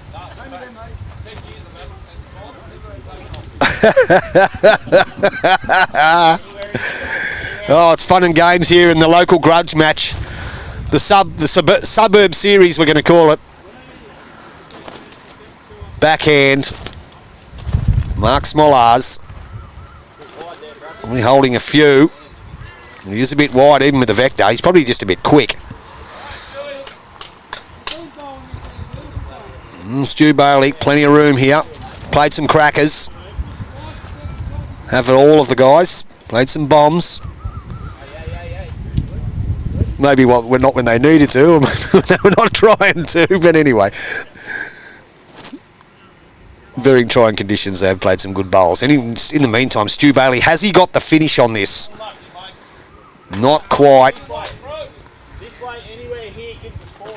Yeah, so they are holding 3. You did hear that from Nathan Jenner. They are holding 3. The Mavericks. So on his forehand, Mark Smollars. All depends on his weight. Maybe just a bit spicy. I think he is. You have me and Totter on the team, mate. Yeah. We'll have 3 there. That's 3 to the Mavericks. They jump out to a 10-8 lead after 12. Up and back, viewers. In not only an entertaining game with the amount of bowls that have been playing in the shots, but just the Thomas foolery amongst the players. Bit of sledging going on. We like that.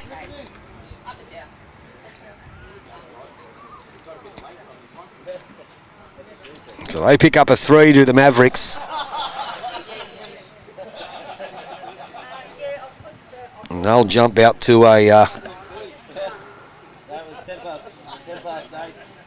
10-8 lead after 12.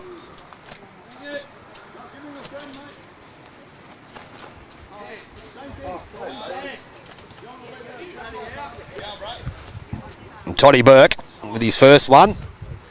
Pretty good starter. Well played. Good bowl, Toddy.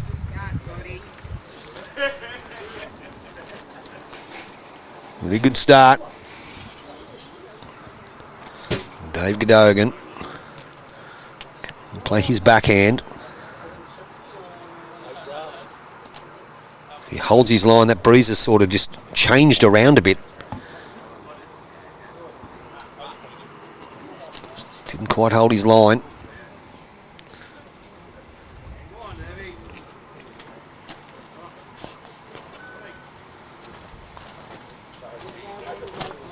Toddy Burke again. Trying to play something similar. Set up a 2 for the Mavericks. We'll be in the count. Plenty of room for Dave Cadogan though to retrieve one. I hope you're enjoying this, viewers. Interesting game of bowls. Very close score. Couple of loose shots played, but certainly a couple of good ones too. Dave Cadogan makes a correction. He'll just run across the line. Weight was great. Probably still 1 down. That brings Nathan Jenner onto the mat. He'll play on his backhand too.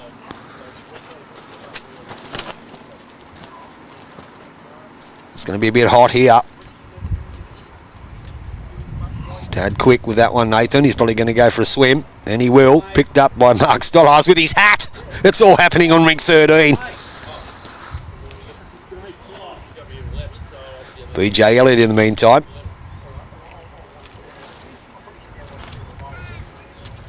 On his backhand.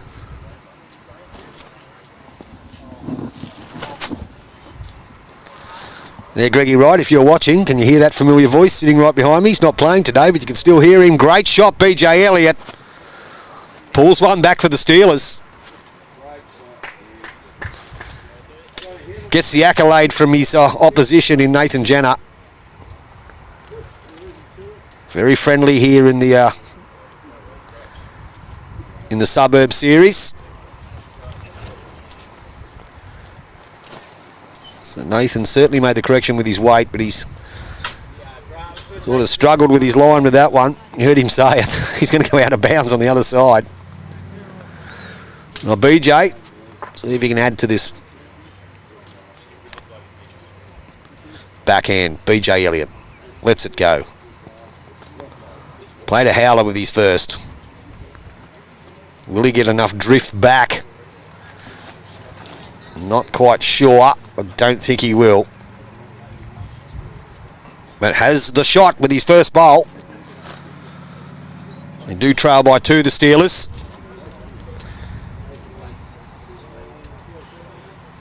Very good. Yeah, that's not bad. That's not bad. Don't mind that one. Don't mind that one at all. Someone said because they've got the the Tui's logo on there. They should be called the Moose Heads. It's not bad. The Moonshiners, the Moon Runners. A few more.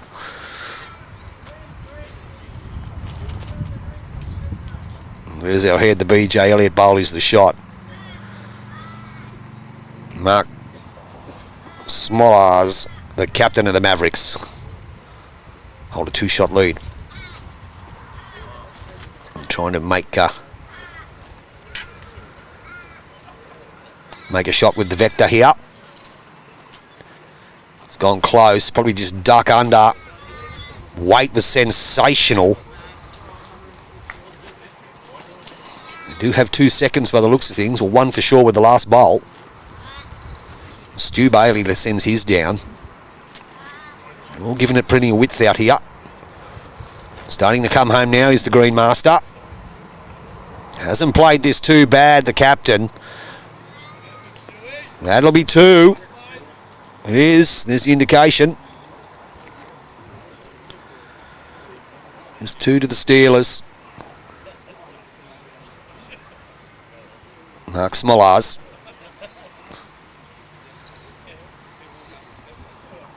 Probably got better vector line here, has he? Maybe just a bit quick.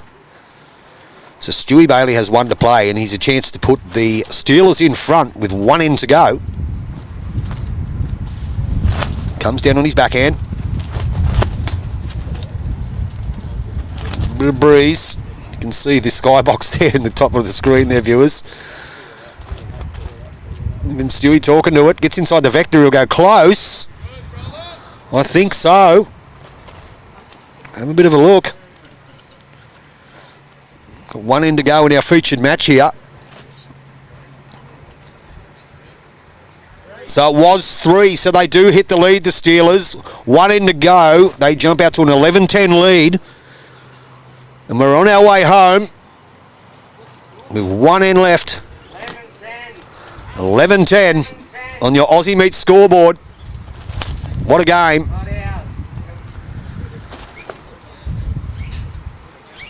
Still anyone's match. Pick up a 3. This will be the last end of the game.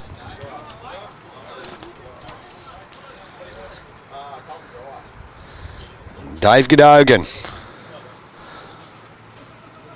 will have the opportunity to set the standard for the end and the win.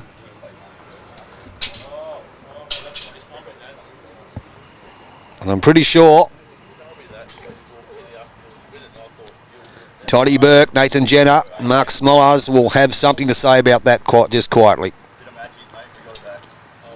Big finish here in the Suburb Series grudge match round 4. Close game is a good game. Jake Maloney, did you play penance yesterday? You still didn't answer my question.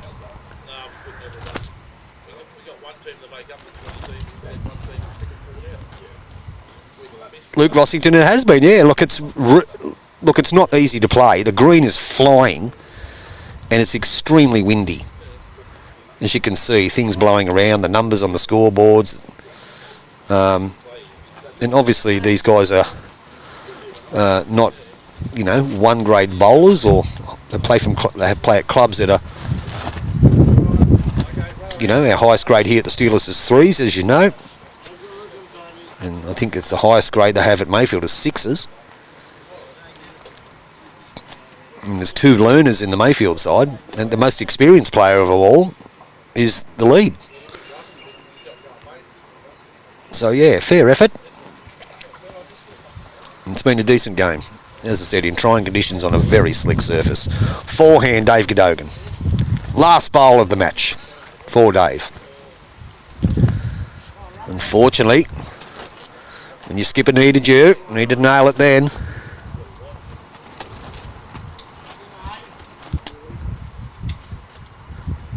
How come you didn't play penance yesterday, Jakey? Why didn't you play? Could have been playing over here.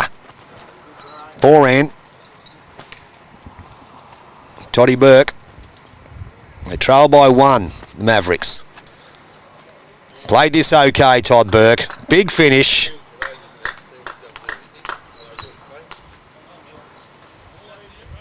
Well done. BJ Elliott. Needs something close. On the forehand, they do have a one-shot lead, the Steelers. Down he comes. Probably just a bit hot. Excuse me. I think Stewie Bailey be saying, guys, just settle down. We don't need to be chasing it. We don't need to be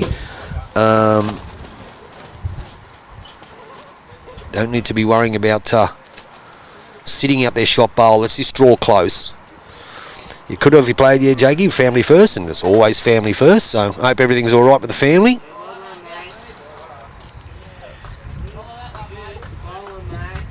Pretty good shot there from Nathan Jenner. Hope everything's going okay with Britt and the two kids, matey.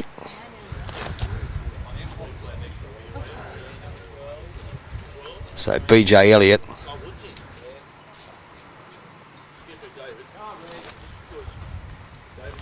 And if your team won, Jakey, will you get back in, mate?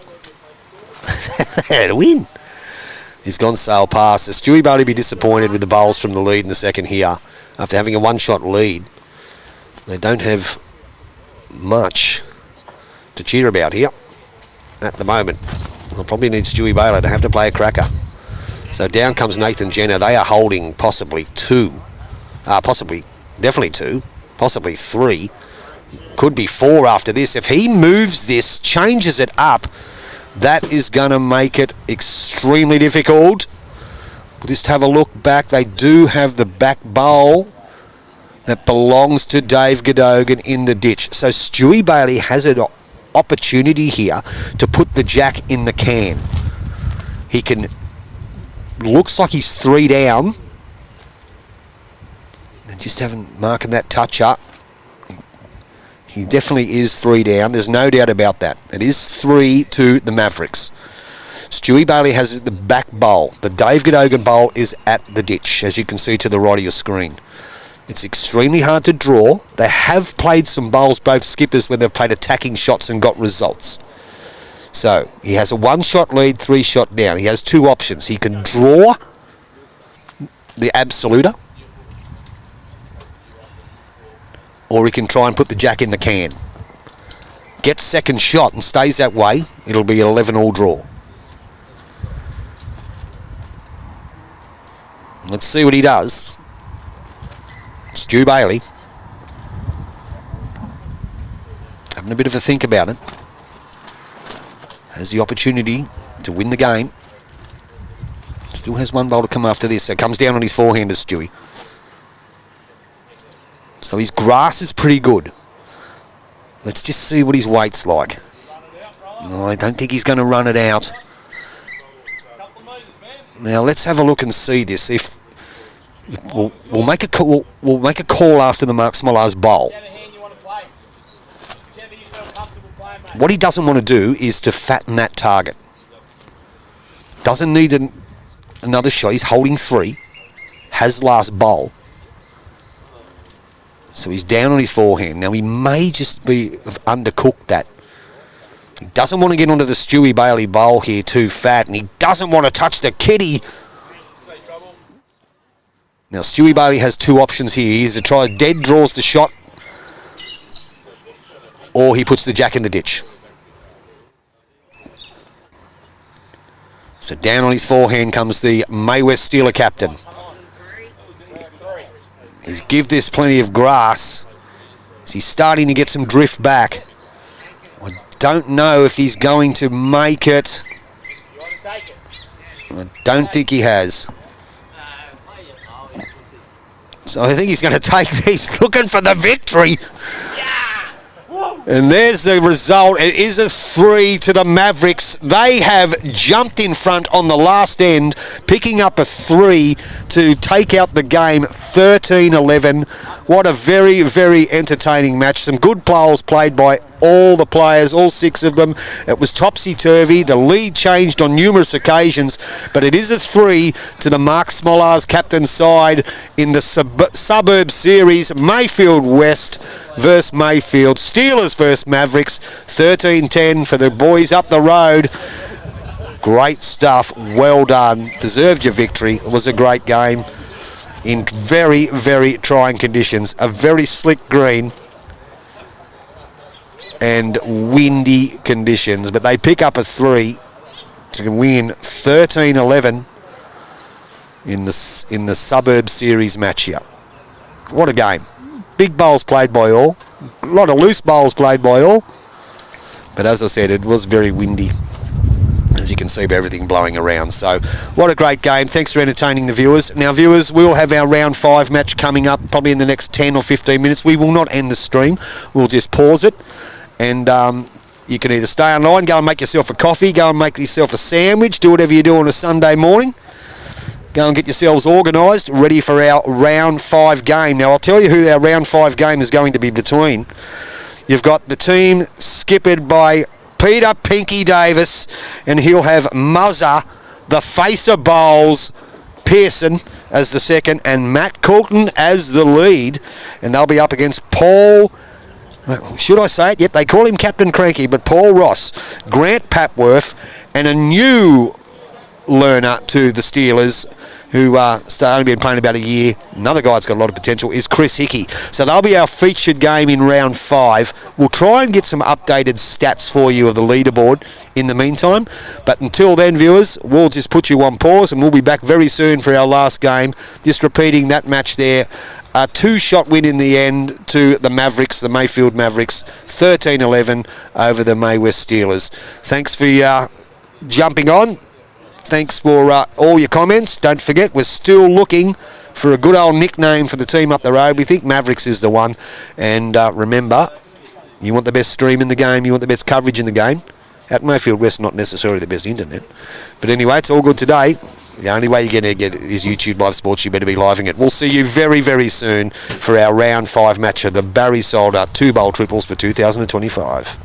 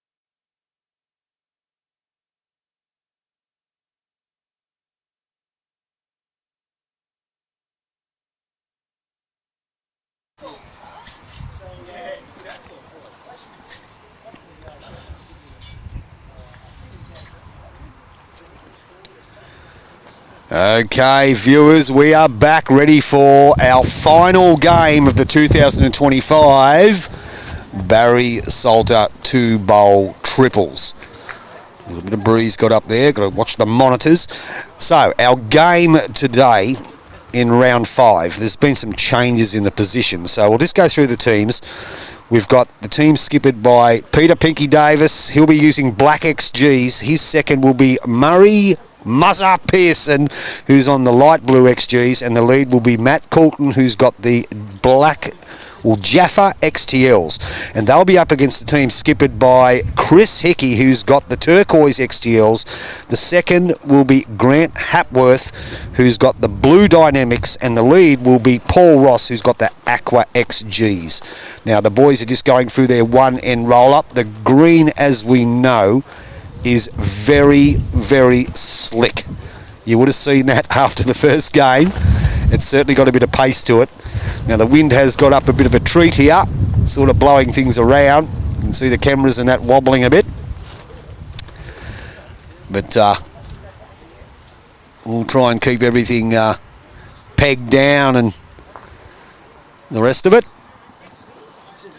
So hopefully we won't have any issues. So we had some great numbers in the first game, and certainly some great banter and some chatter in relation to getting a nickname for Mayfield Bowling Club. We believe we would like to call them the Mavericks. They're happy with that, the Mavericks. The Moonshiners was one, the Moon Dogs, the Mogs. I'm not too sure what a Mog is, but anyway. The Moo Cows, don't mind that one. The Mountain Cats, the Mountain Ducks, the Mountaineers, the Mountain Hawks. A fair few with the mountains. Yes, Jakey, the green does look good. It comes out tomorrow, believe it or not. It is as hard as a rock, but it is absolutely flying. It's very, very slick. Very, very slick. So I'm just keeping my hands on my monitors to make sure they don't blow away. But at the moment, they're okay. So Pinky Davis up against Chris Hickey.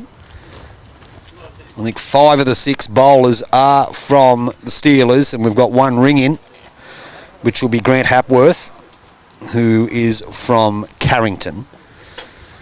And as we said, the boys are just going through their roll-up now. We've got the president here doing something, fixing up his FPOS machine. Working okay now, mate? Yeah. You can talk, they can hear you. Graham Brown, his name is, if you want to know. He's whispering. That's why he's the president. So our last game, and we unfortunately I haven't got an updated sheet yet, but I will try and find out.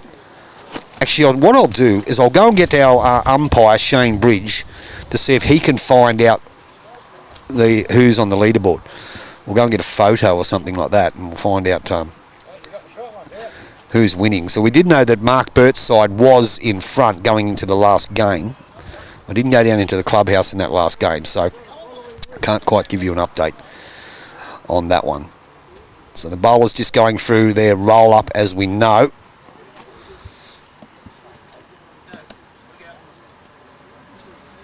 For our round 5 match. It's been a great morning here. We've had no issues, as we said. A little bit of wind. It's turning, swirling around and doing its bit. Beautiful skies, nice weather. Everything seems to be going okay.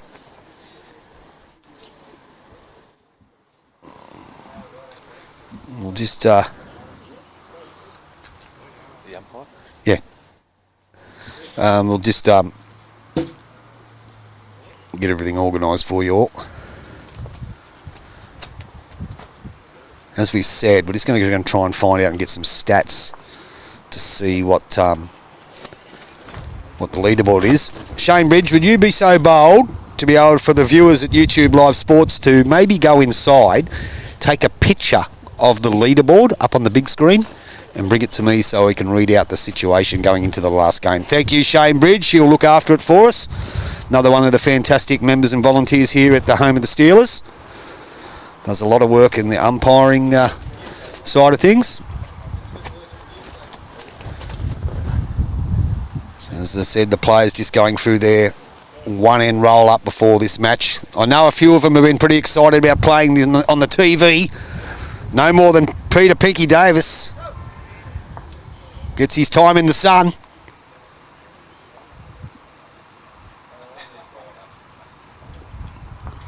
Gets his chance to shine. Have any of them left a bowl on the green yet in the roll-up, or? Okay, we're just about to get this game underway. Our last game of the 2025 Barry Solder triples, and the team of Chris Hickey has won the toss, so Paul Ross will get us underway. And he's using the aqua-coloured XGs.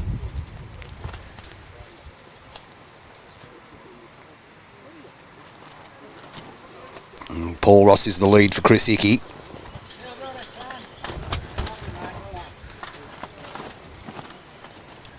And he'll get us underway. The old gazebo, she's strapped down.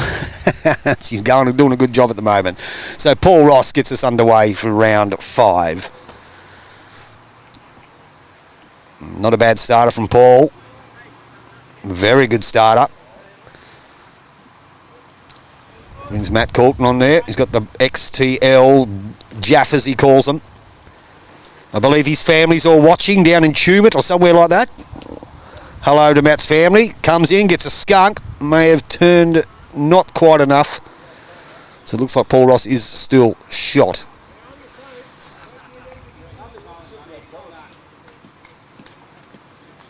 There's the, one of our board of directors, Julian Beecher, on the rink next door. Featured in our game yesterday afternoon, our round 3 match. In very trying conditions. So Paul Ross changes hands. May use this bowl, and he does. Turns it into 2. Good result. Another one of our newer members, Matt Coulton, down on his forehand. Line looks pretty good. Not too sure about his pace. Will he land it, or he'll get the gap? And he has. So it looks like it is 2 to Team Hickey at the moment. That brings the ring in, Grant Hapworth, the only one who's not a Steeler, onto the mat. But he's a Pirate.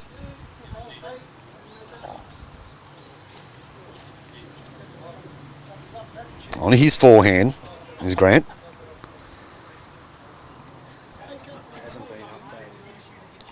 Oh. Okay, so we haven't had an updated sheet after round 4. We can't get an updated thing, viewers. So we just is there any picture up there? Is there anything up there? Yeah, we'll get an update from yesterday. They haven't updated the round 4 game. So Murray Pearson, in the meantime, just gone a little bit short with that one. So probably still 2.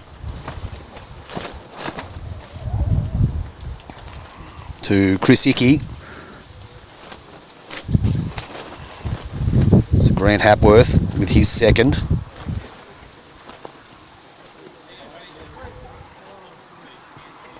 It's better grass here from Grant.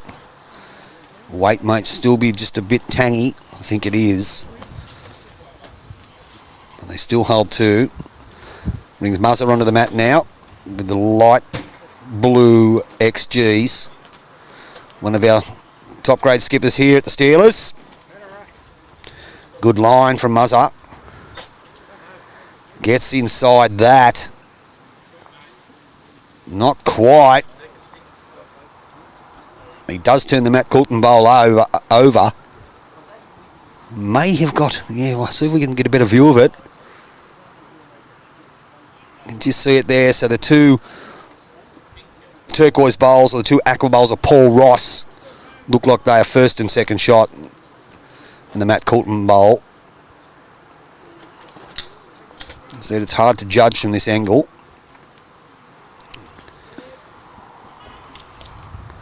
So Chris Hickey looks like he's going to play his backhand. He's the skipper. He's got the turquoise XTLs.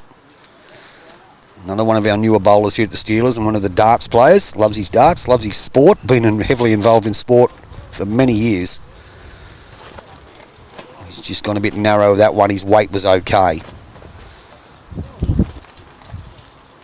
So Peter Pinky Davis. With the black XGs.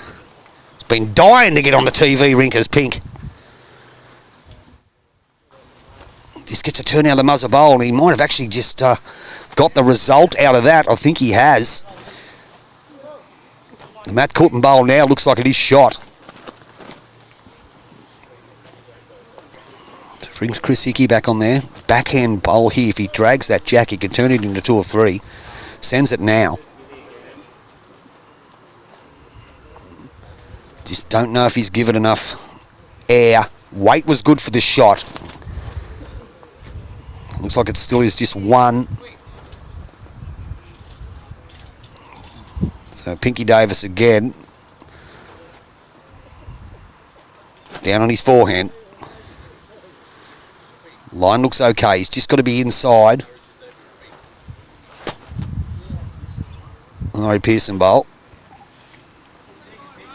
So it is 1 to Peter Pinky Davis. Round 5 campaign underway. Picks up 1 on the first end.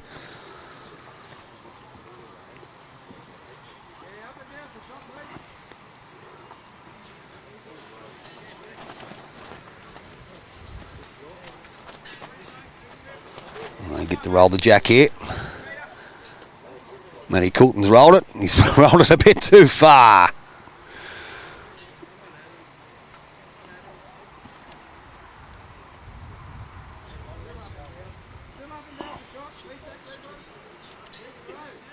We'll try that one again.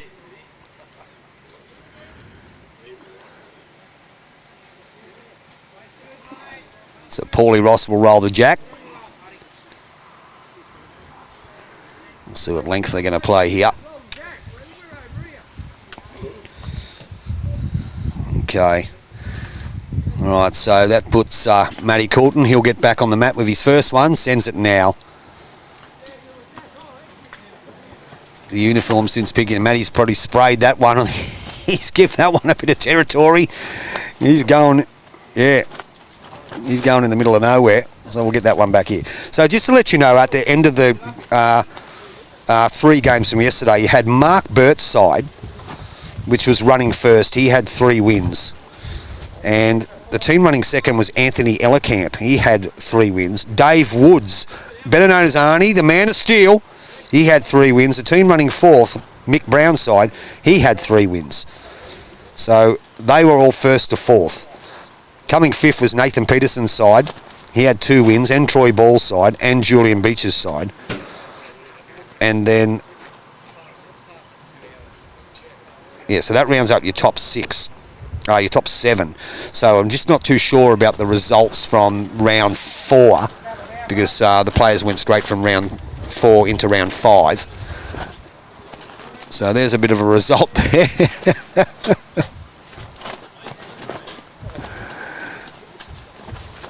Yeah, so that's who stands. So it stood after yesterday's play. Mark Burt first, Anthony Ellerkamp second, Dave Woods third, Mick Brown fourth, Nathan Peterson fifth, Troy Ball sixth, Julian Beecher seventh. So back to our game here. Looks like Paulie Ross is holding shot with the Aqua XGs.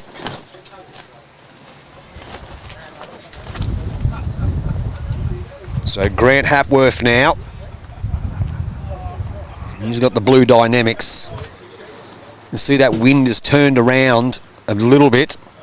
Weight was good. So possibly 2.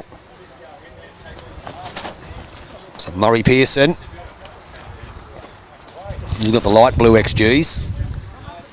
See what his weight's like. He's not a mile away here, Muzzer. Hasn't played this too bad. Great shot, Murray Pearson. Kisses the baby. Boom shakalaka. Thanks for coming. Great bowl, Muzzer.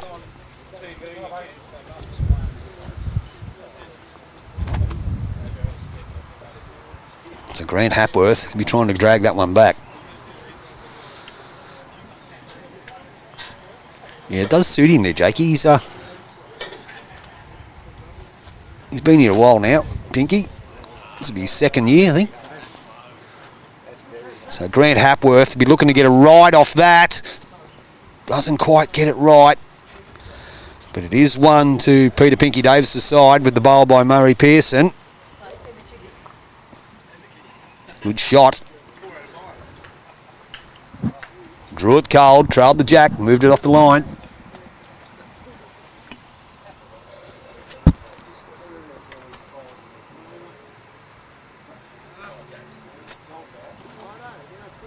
So that brings Pinky up to the mat now. Holding 1.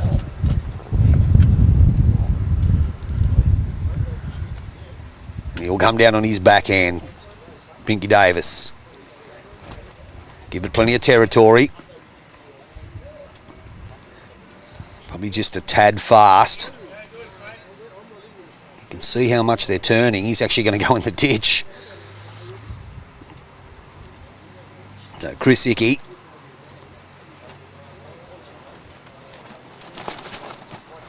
See what hand he's playing. He's on his backhand too, and I think he's a bit... Oh, the wind's got hold of that. Hasn't played this too bad though. That's a good second shot by Chris Hickey. The novice, the captain. Draws close. Pinky Davis holding 1, beats the last bowl to count. So he's on his way down now as Pinky just wants to get inside that last bowl that belonged to Chris Hickey. Chris Hickey using the XTLs too, so they do have a narrower bias. It still is just the 1 down for Chris Hickey. Plays something similar. Sends it now.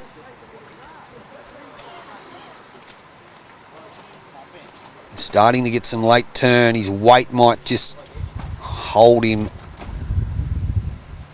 out a bit, and it has. So it is 1 to Pinky Davis's side again with the sensational bowl by Muzzer Pearson. So they'll jump out to a 2-0 lead. After 2.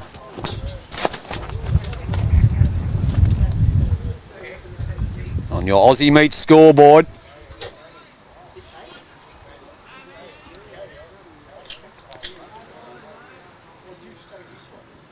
And Matt Coulton gets us underway again. So jump on your family, Matt Coulton's family. He told me they're going to be watching. Jump on and drop us a line. Chat, get on YouTube Live Sports. You won't be too happy with that starter.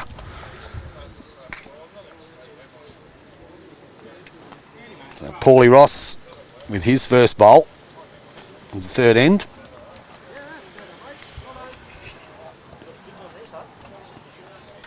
Just going to go sailing past. Matt Coulton, he doesn't waste no time. Trying to correct on his last one, and he has. That's better. Good shot by Matt Coulton.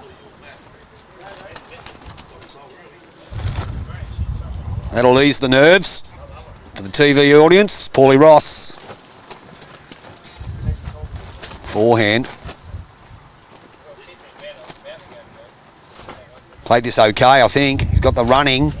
It's not far away. That is a good correction. Pretty close to shot.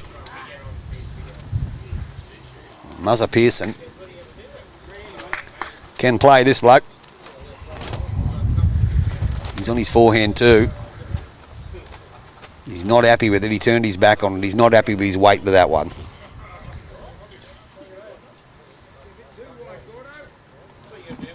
So here comes Grant Hapworth.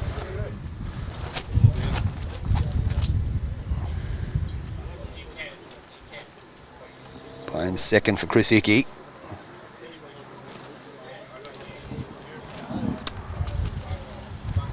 We'll see what he can do. Look at that wind blowing those cameras around, viewers. And down comes Grant. He's pinched that. He's nearly going to run out of bounds on the other side. As we said, the green is very slick. Muzz will be trying to correct on his last one, just that little bit of weight that he was looking for on his forehand. Paulie Ross bowl is shot by the looks of things. He's just going to slip round it, I think he is, Muzzer. Still the 1 down. Grant Hapworth will be looking just to take that little bit more grass. Weight wasn't too bad. So he'll stay on his backhand. He'll sends it down now. Better line here from Grant. Much better line. Will he get enough finish? Not quite. But they still hold one with the Paul Ross bowl. Double check that, have a bit of a look at it. It is up and down, but the pinky did indicate that he was one down, so the Paul Ross bowl looks like it is shot, which is the one to the right of the screen, viewers. The darker of the light blue turquoise bowls.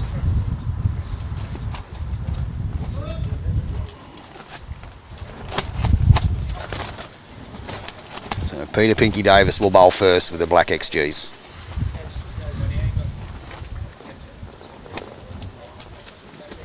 On its way down now. You can see that wind's having a massive effect on that camera up there. Now he's just going to go under it.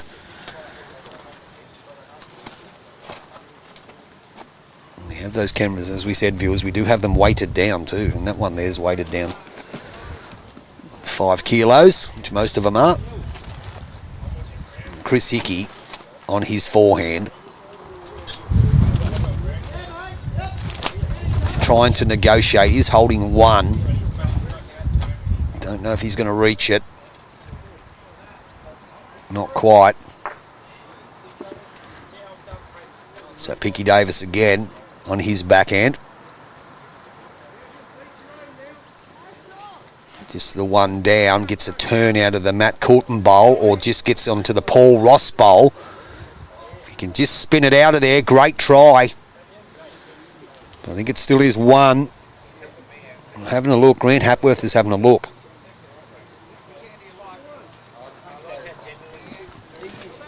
So Chris Hickey said he'll stay on the same hand. So he lets it go down on his forehand.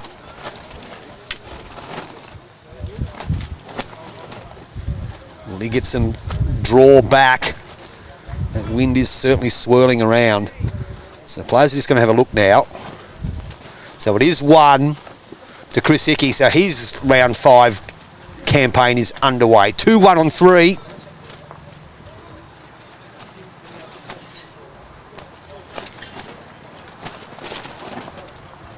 On your Aussie Meets live scoreboard.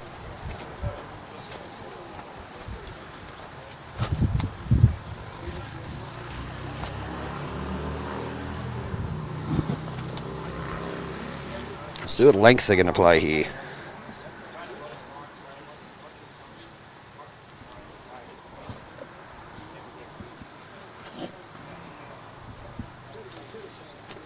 Paulie Ross will get us underway on N4.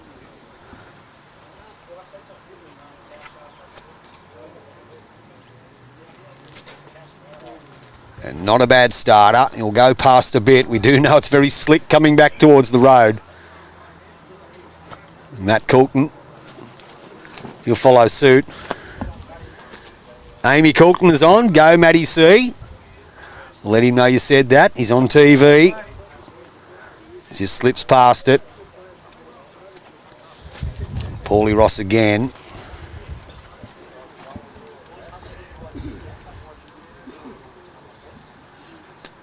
Hasn't played this one too bad either. Yep. So Matty Coulton has a chance to draw here. Using the XTL, so tighter line. He's not happy with it. He's turned his back on it. He's a bit swift. You can see they've gone sailing past there.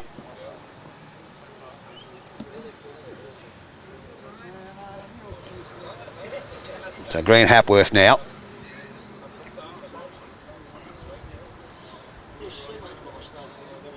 He'll have a bit of a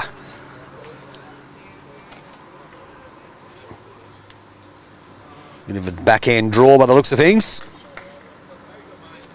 They're all just pinching their line. You can see they're all just princing their line. Weight was okay. You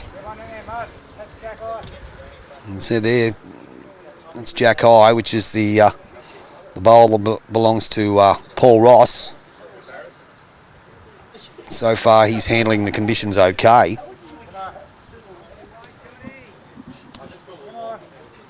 Gets under that, Muzza Pearson, and he has and kisses it. Great shot, Muzza. That is one.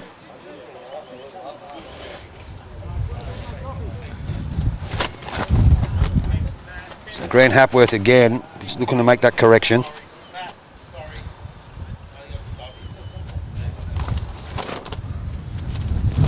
Remember, there's like a lot of breeze. It is swirling around. It's changing drastically. Obviously affecting both hands. Mr. Green is very slick. He's probably gone a tad wide with this one. Pinky does indicate the Murray Coulton bowl, the Muzza Pearson bowl, not the Matty Coulton bowl, is the shot. Muzza lets it go. Doesn't look too bad again here from Muzza. Is he going to reach it? A little bit more, not quite. Good effort though.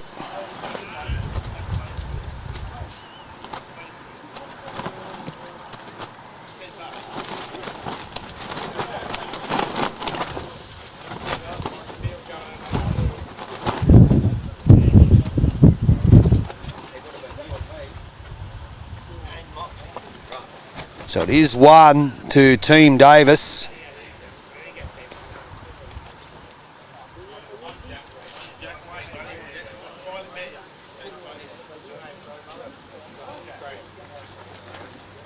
Chris Hickey will get to bowl first.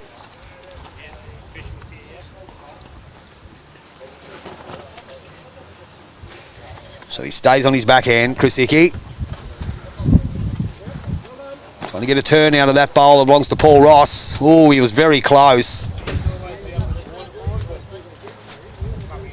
So Pinky Davis.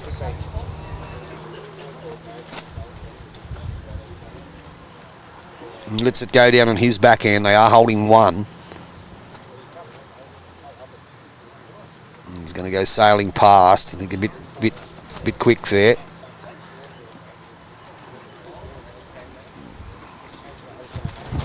So Chris Hickey again.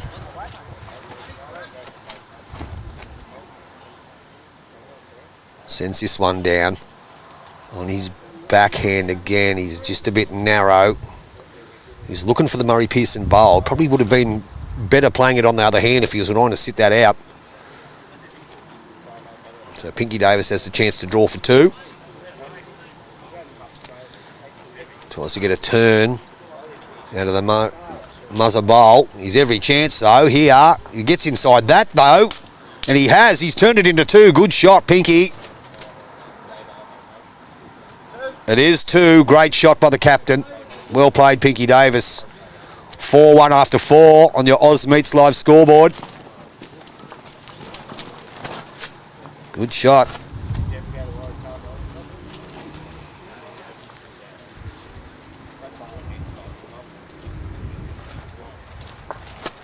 First multiple of the game.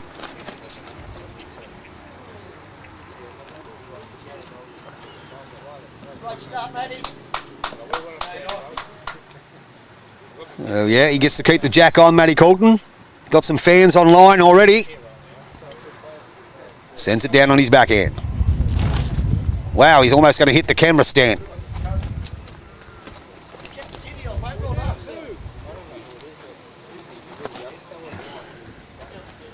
Yeah, he's pardon me. Few nerves. Paulie Ross though. He's adapted to the conditions probably better than anyone. Or him and Murray Pearson. So not too bad here from Paulie Ross.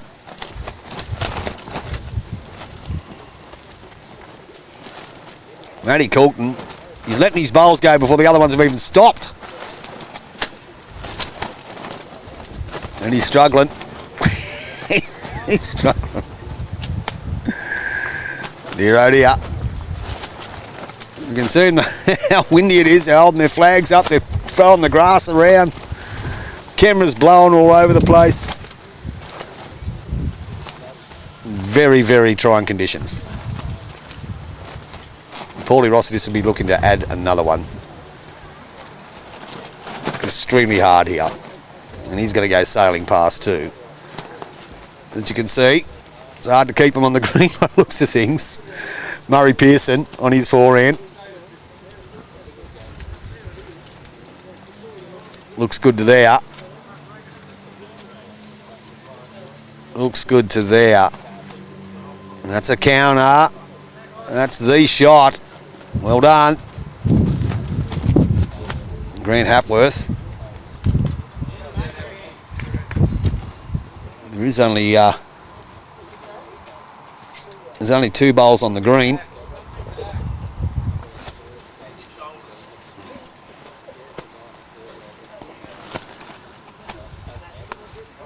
Now I just realised that's my sister-in-law's birthday. Happy birthday, Auntie Rel. I don't know how old you are. Good shot here by Grant Hapworth. Played a bomb. Will he pull up? Not quite sure. Yes, a happy birthday, Auntie Rel. Viewers want to know who Auntie Rel is. That's Lennon's mum. The punter from Raymond Terrace. Forehand. Murray Pearson. Possibly holding 1. Looks okay with this one. He's travelling a tad. Will he pull up in time? I think he will. Yeah, it's very close.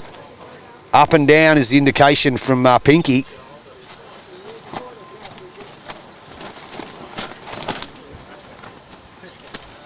So Grant Hapworth.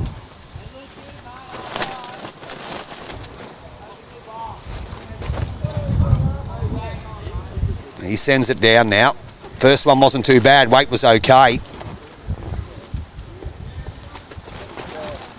Hasn't played this one too bad either. He gets inside the Murray Pearson bowl. Oh dear, oh dear. He's got a few dipsy doodles with that one. So it is up and down for the shot. As you can see, not 100% sure what's going on with the shot there. To their right, you can see the right of screen viewers, Steve Gilshannon, the one with the beard of knowledge.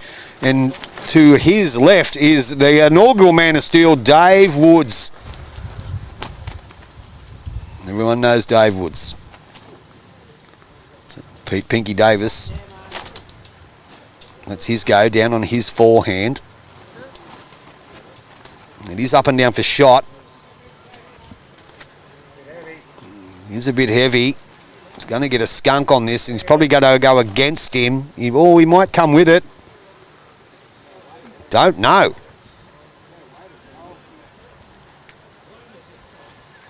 Not quite sure. No one's given us an indication. Anyway, Chris Hickey's got open draw on his backhand here. And he plays the other side. And thing I always tell bowlers when they're learning, in this situation like this, always draw outside in. Nevertheless, that's why I'm here and they're out there. Backhand, I would believe Pinky Davis. Correct. So he lets it go. Just going to be too thin here. So it is up and down for shot. There is no indication who's actually got the shot here from the seconds.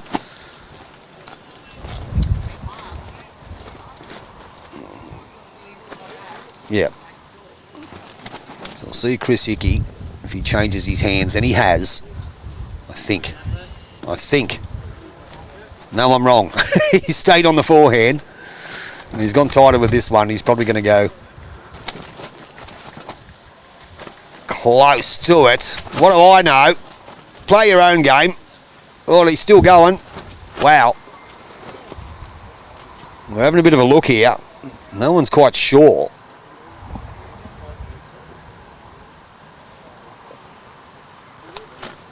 So they're going to measure it. So I think Chris Bowl was shot. He thought he'd play the other hand, but no, he's stuck on that forehand. Good luck to him. And he got the result out of it. He's measuring for 2.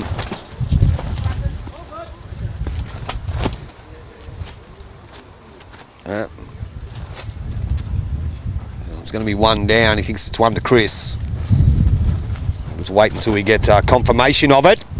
It is one. So Chris Hickey goes to 2. Pinky Davis leads the game 4-2 after 5.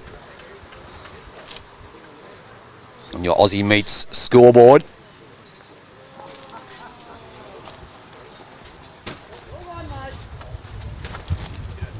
4-2 after 5.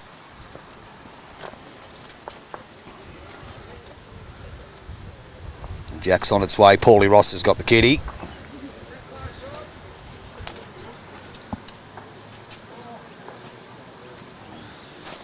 We'll see if it stays on, and it has.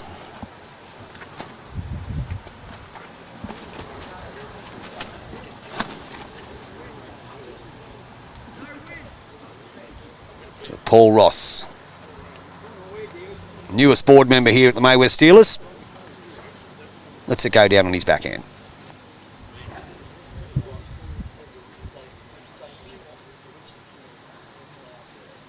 Jackie's on the tee. We know what happens. It rolls forever. So Matty Coulton. That's better. Slow down a tad, matey. So down on his forehand. Waits. Didn't really push him out of bounds. It is. He's going to go on the ditch again. And he has. Not easy out there, viewers. I think he just needs to slow his game down a bit. Paul Ross.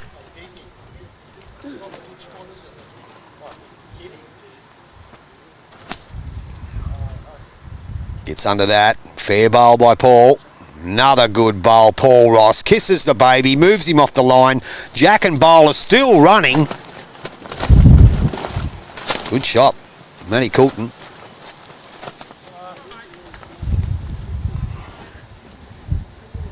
This one's a bit better if he stays on. And he has. That's a good second shot if he stays. And he did. Crazy stuff. The kitty's right behind that bowl. You can see it there. There it is. And you see that Matty Coulton bowl to the right of the screen. So Grant Hapworth, they are holding just the one.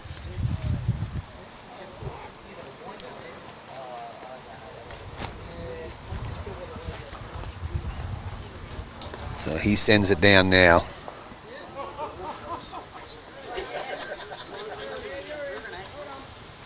And he's just going to be a bit tangy. So Muzzer Pearson now has an open draw here to try and get second shot on either hand. He's playing a bit of a weighted shot here. Tell you what, he's not a mile away. Just the wind's going to hold him out. Just goes in the ditch. As we said, very trying conditions here, viewers. It's extremely difficult. Extremely difficult.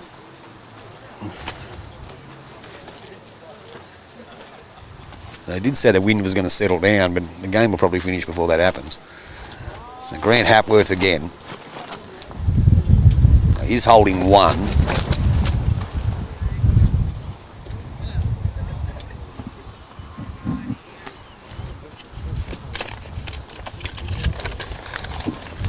He's going to be a bit short.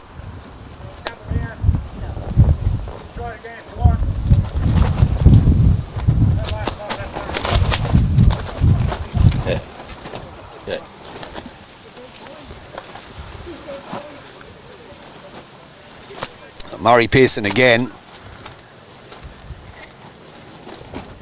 Finds himself one down, looking to try and land that Paul Ross bowl is what they're doing. It's extremely hard to draw it.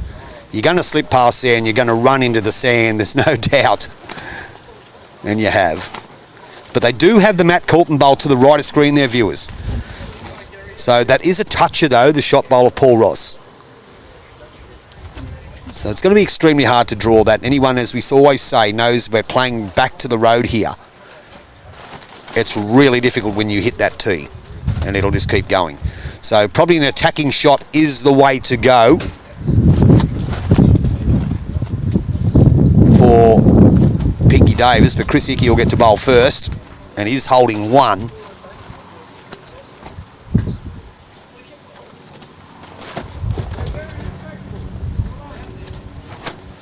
And he comes down on his forehand, Chris Hickey. She's probably holding two. After this, he may be holding three, as he got the running in it. We know it'll finish. Still coming. I reckon that's a counter. That is three. See what Pinky Davis does here. Does he attack it? Sends it down on his backhand. Trying to get to that shot bowl of Paul Ross. They have the Matt Coulton bowl at the back. Will he get enough drift out of it? Gone close, not quite.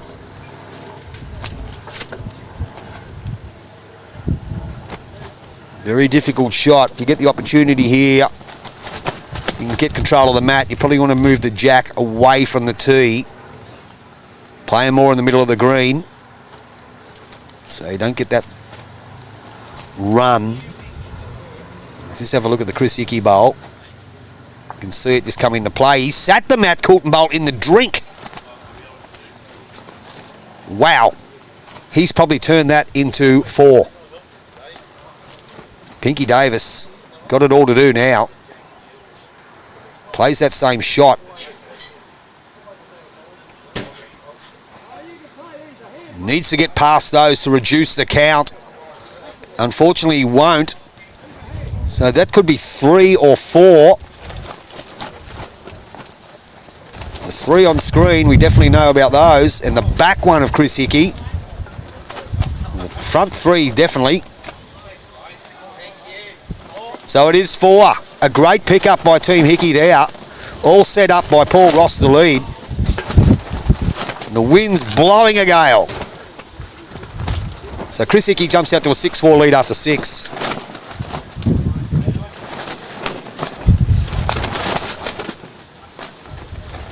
Good pickup.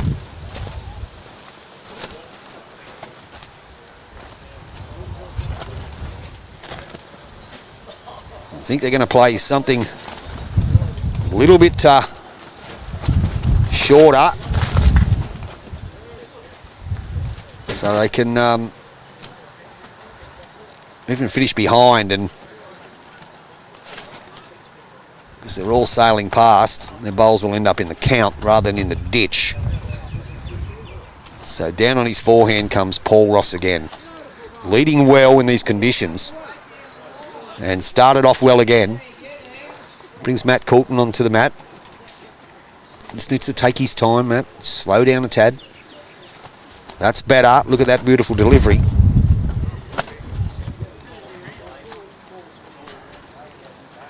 And there you go.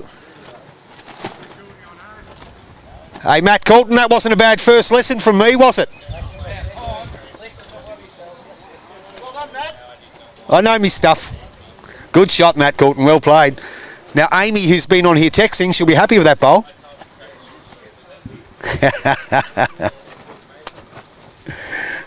So, Paul Ross looking to land that one. Weight was okay for the shot. Matty Coulton again on his forehand. Hasn't played this one too bad at all. Another good bowl. 2 good lead bowls. Makes a big difference when you take your time, old mate. Good shooting. Grant Hapworth finds himself 2 down. Good bowls by Matty Coulton. That'll ease a bit of the tension and the pressure.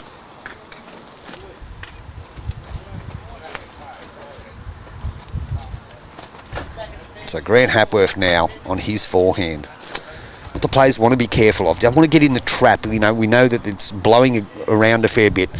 It's hard to find the right line with the breeze, but don't want to get in the trap of playing narrow and trying to punch things through, especially the front end guys. You just try and get him close and let your skipper, you build the foundation and let him add the brick or subtract it. And you've got to beat what's put in front of you. And as Murray Pearson's looking to do, gets inside the Paul Ross bowl and now turns it into 3. So Grant Hapworth now just needs to get one close for his captain. Just get one close.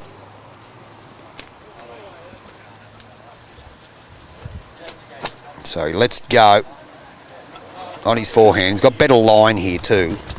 Better than his last one, if you can see that, viewers, with the wind blowing that camera around. It was just his weight. Another Pearson. Looking just to put another one in there. The wind is certainly blowing around now. It's coming right from behind me. Another good bowl here.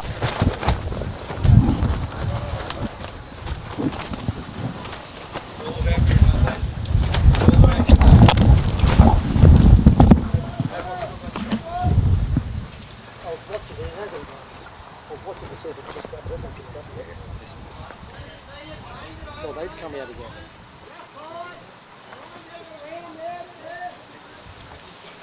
Yeah, when it blows hard, I've been keeping an eye on that to see if it lifts. I was going to come over and just...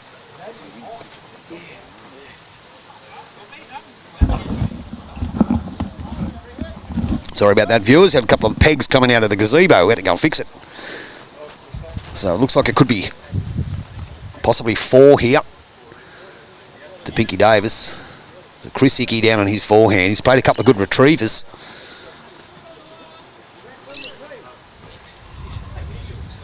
Remember, he's pretty much only a learner, Chris. Gets inside that. He'll cut at least one out.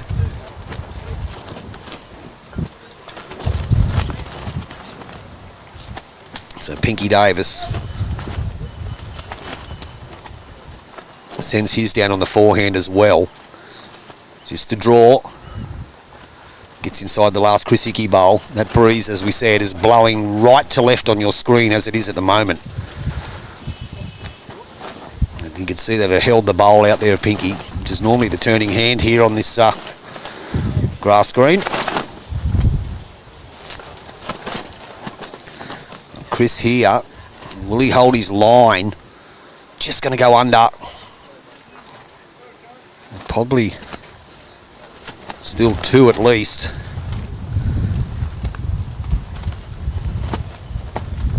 Pinky lets this one go.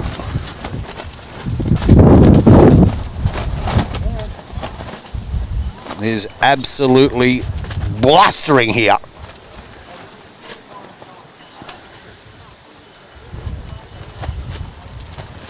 What was that? 2. So it was 2 to Pinky Davis. So it's 6 all after 7.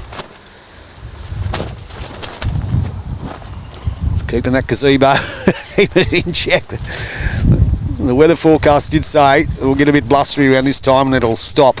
It won't last long. Let's hope they're right.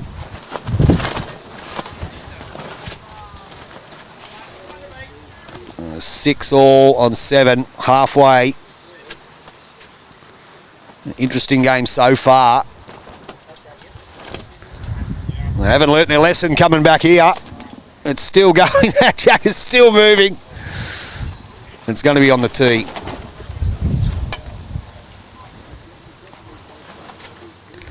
It's a long way down there, boys. So Matty Coulton. Got Amy watching. I'll just give him his first lesson, Amy. Just slow down, old mate. Slow down. He's just going to sail past, and he has. He's gone in the can. Especially in these conditions in the breeze, just take your time. And the wind just dropped off a bit there. And Paulie Ross hasn't played this too bad. Good shot here by Paul. Just needs to pull up now. And he has. It's a great shot, Paul Ross, in going back towards the road. So Matt Coulton swapped hands.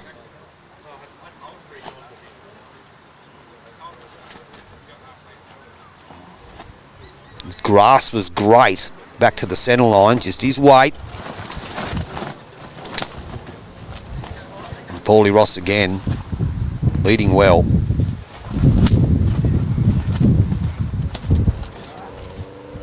On its way. Looks the goods again. Just gets past that. He'll finish for a bit now. Still keep coming. Still coming. That's 2. Now Murray Pearson now for Team Davis.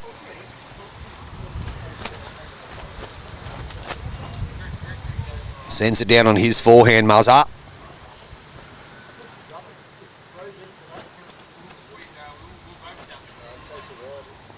It's Wind got behind him with that one. It's still 2. Brings Grant Hapworth onto the mat.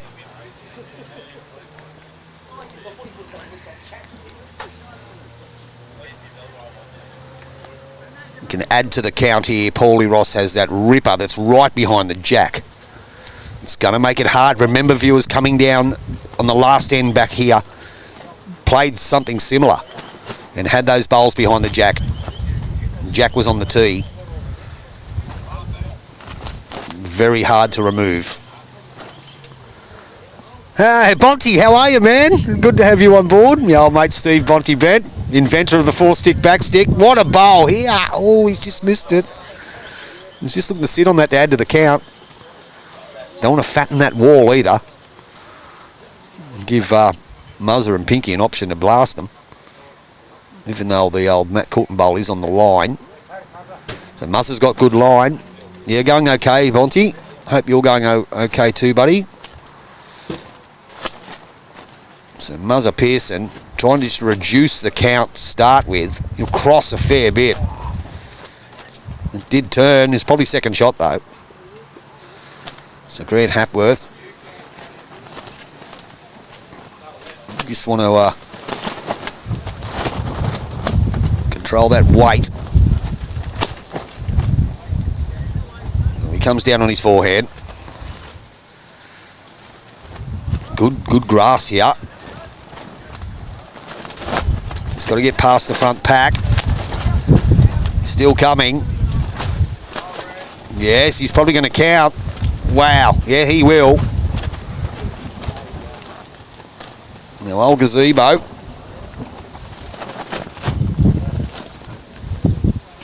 It's hanging in there. And the wind, as I said, turned around completely, making it difficult for the players, as you can see. Very, very windy.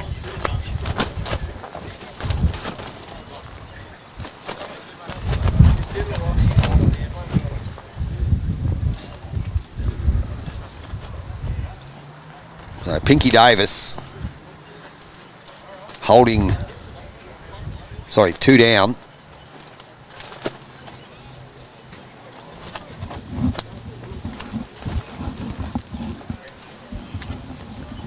Trying to retrieve this.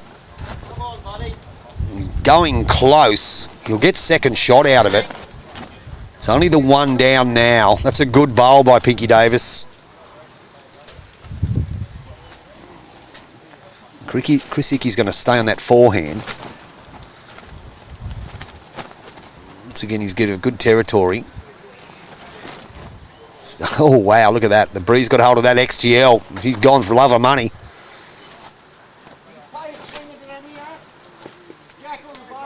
That's right, Muzzer's call is correct. Play similar, jack or the bowl. Sit the bowl you shot. Trail the jack in the ditch you won. Play an attacking bowl.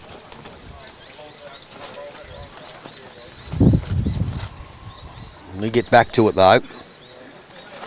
He's working hard. Yeah, he's just a tad wide. He's definitely a good finish to the bowl there anyway, but he's not going to get these shot. So Chris Hickey just has an open draw. He sends it now.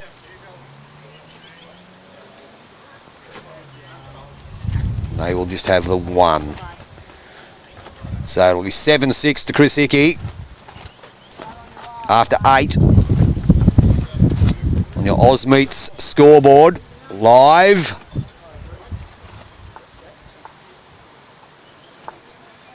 From the furnace.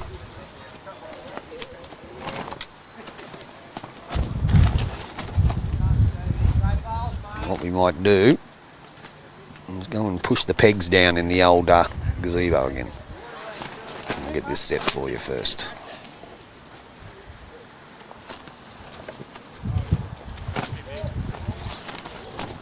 I think Paulie Ross has thrown that in the can, so while they're adjusting the jack, I'll go and fix the pegs.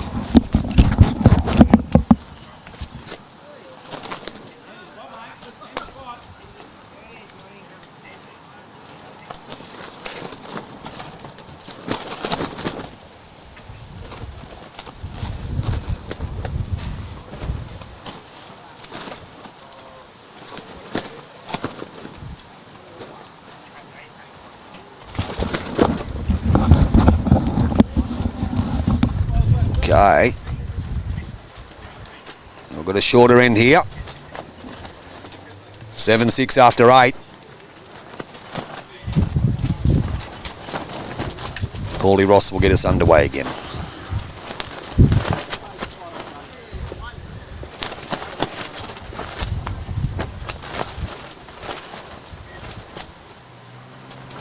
He's probably gone past a fair bit with that one. So Matty Coulton got all his fans on there watching. On his forehand. Looks like he'd probably be a bit quick too.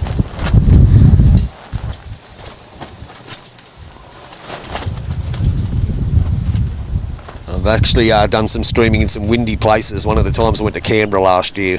Unbelievable. But let me tell you, yesterday afternoon and today is right up there with it. And great correction by Paul Ross.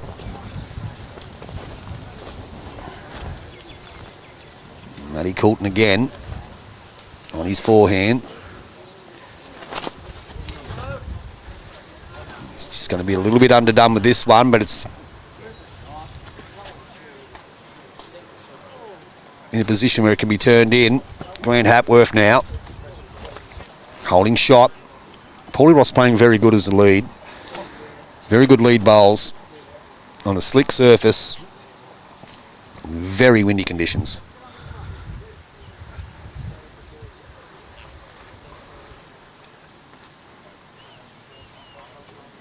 So it's on its way. Just wants to add to the count here.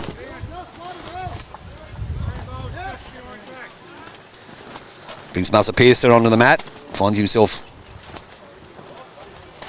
only 2 down.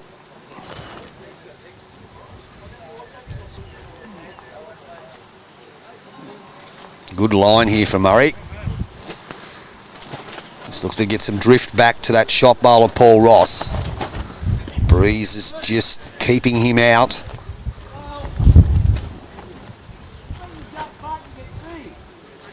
You can see, I'll try and get a better view of that for you. There's all the bowls scattered. That's what we're dealing with. There's a Grant Hapworth. Down on his forehand.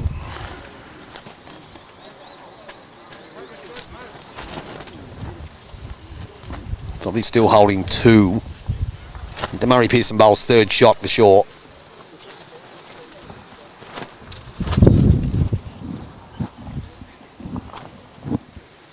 Let's it go now, Muzza. Will he hold to it? Will the breeze keep him up? Just going to duck under. Weight was great for the shot. So it looks like it is 2 to Team Hickey at the moment at the crossover. Playing N9. Don't forget, viewers, jump on. We've been talking all morning about getting a nickname for our neighbours, Mayfield Bowling Club. We think we've come up with the Mavericks.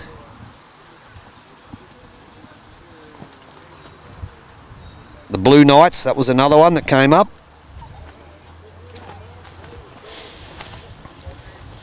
the Mets.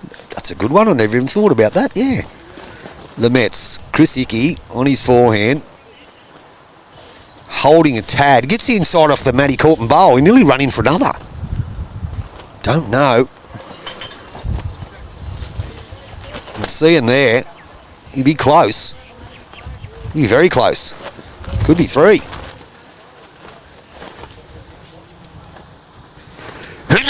Excuse me, viewers. Forehand, Picky Davis. Probably just a bit quick. Doesn't want to get the Murray Pearson bowl.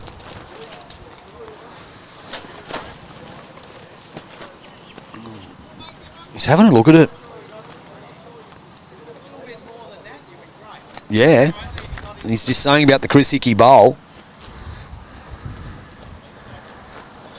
Another bowl worth of weight down on his forehand. It certainly looks like he's holding 2 at least, maybe 3.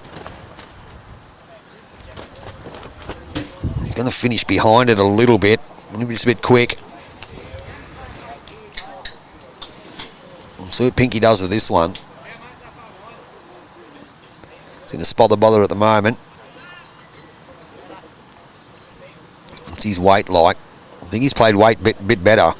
Just needs that little bit of breeze to hold him out. Blowing across. Gets in front of that. He will juice the count. He might just draw the shot. No, he's just ducked over. So it is 1 in the end to Team Hickey. They'll jump out to an 8-6 lead after 9. Good retrieve there from the Mayfield Maulers, Bonty thinks. That one was mentioned earlier, the Mayfield Maulers.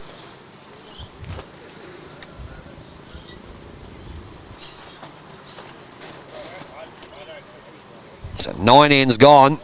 5 ends to go in your 2025 Salter 2-bowl triples. Chris Hickey has an 8-6 lead.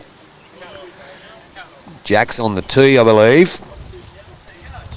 As it is always coming in this direction. You've got to remember, Paulie Ross has nailed it twice coming back this way.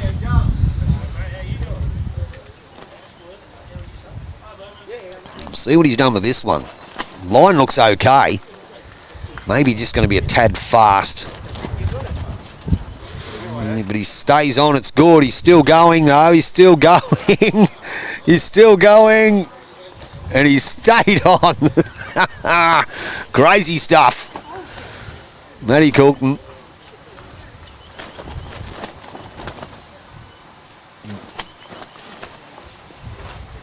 Oh, still running a tad.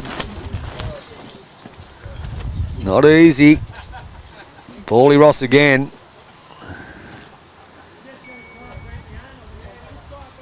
First one, line was really good. This one, he's a bit short. So Matty Coulton has a chance here. Just take his time. On his backhand. Either side of that bowl, his weight doesn't look too bad here. Either side of that bowl is going to be very good. Just didn't want that kiss because he would have run a fair way. Can't quite tell who's got shot. You can see that one to the right of screen there, viewers. Just hanging over the lip. Grant Hapworth. He'll I'll just change that camera.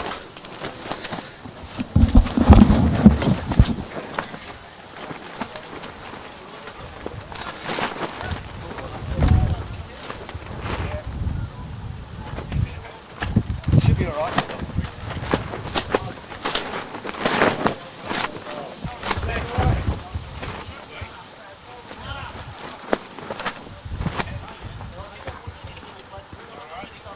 That's very heavy then. No, that belongs to well.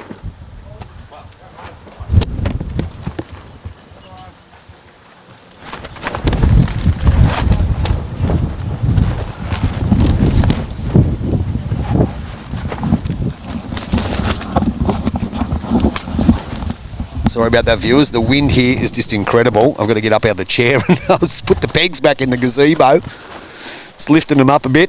I've got Dave Curry and the Chief Brody behind me, so they can come and jump on the pegs every couple of seconds. Like, how about now?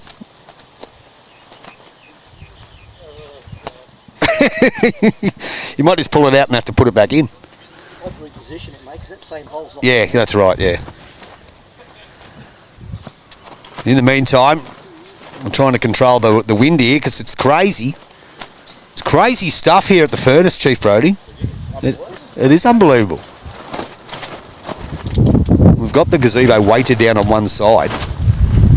The wind is just amazing. In the meantime, I've got a game of bowls here to watch. And it is 1 there to Grant Hapworth.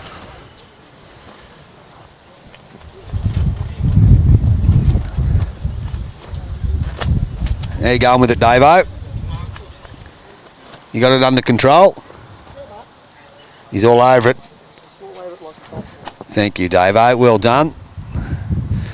We've got the committee members here and the club stalwarts looking after the gazebo for us. Muzz has just gone to the side to have himself a chuppa-chup. Chris Hickey on his forehand. Holding a couple. Just one, actually, I think. Let's have a look. Yeah, just the one. He's going to go on the ditch too. So, Pinky Davis. He'll stay on the forehand too.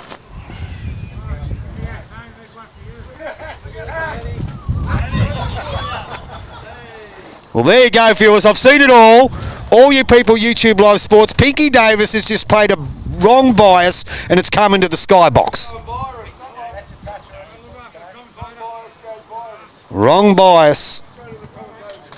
I have it in my hot little hand here.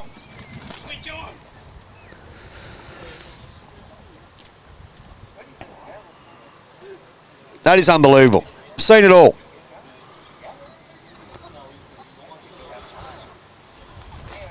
He's played this one a bit better. He is one down. He is one down. His first one's a wrong bias, and his second one... Good weight. So it was 1 to Chris Hickey. The Grant Hapworth Bowl. And what we'll do, viewers, is we'll just flip this camera over. I'll stand up. And there's the Pete Pinky Davis bowl that was a wrong bias that came into the broadcasting box.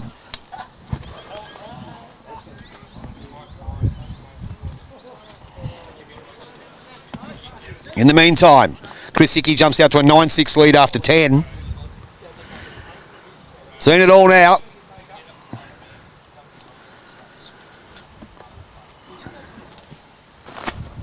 Unbelievable.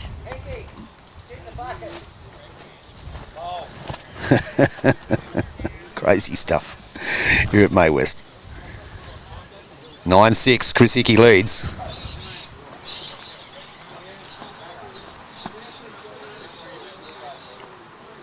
Paul Ross, he's been probably the best player on the game at the moment.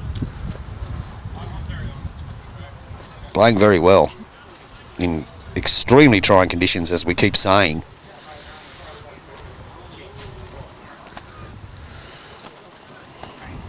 Matty Coulton's weight, not too bad with that one, possibly shot.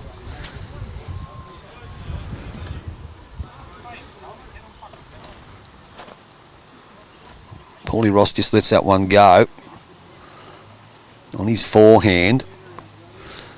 Believe it or not, that breeze has just died down a fair bit.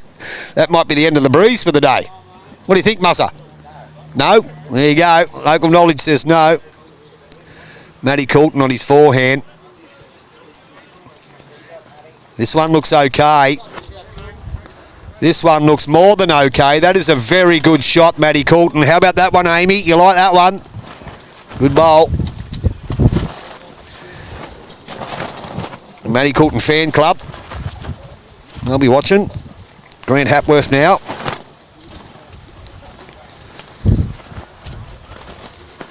Just having a bit of a look at it. That's the scenario. One, possibly two down. End 11.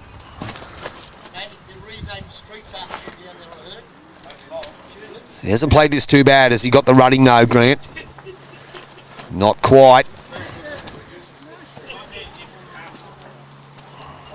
So Murray Pearson on his forehand, holding shot. Probably need to score on this end, the 11th end of the game. They are down 9-6. Murray Pearson looks to add to the count here and has played a bomb. Great shot, Muzzer. Deserves the confetti. Well done. Very, very well done.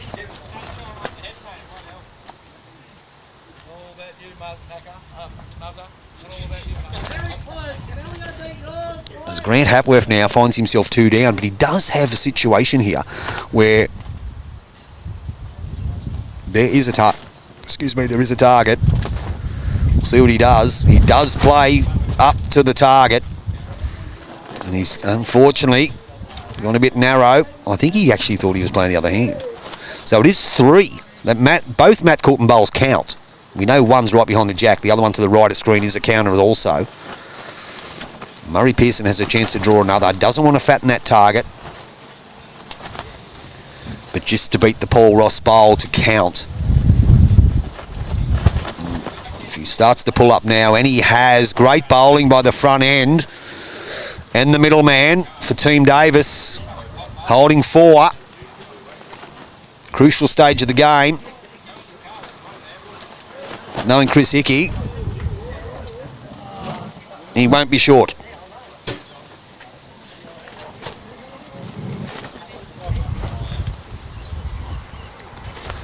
See what he does. Just have a look at that head there. It is, viewers.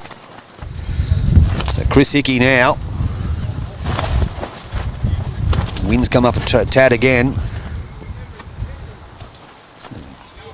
So Amy, you are Matty's sister. Yeah, he's settled down a bit now and going a bit better. It's very hard conditions though. So Chris was, well, he's pulled the head off that one. He gets on, dear oh dear. He's got he's got a result out of that. He's still one down though.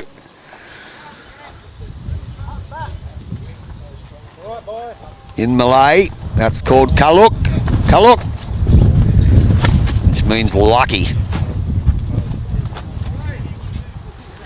So Pinky Davis on his backhand. Will he get the draw back? Wind's crazy, isn't it? Still is one. What does Chris Hickey do with this one?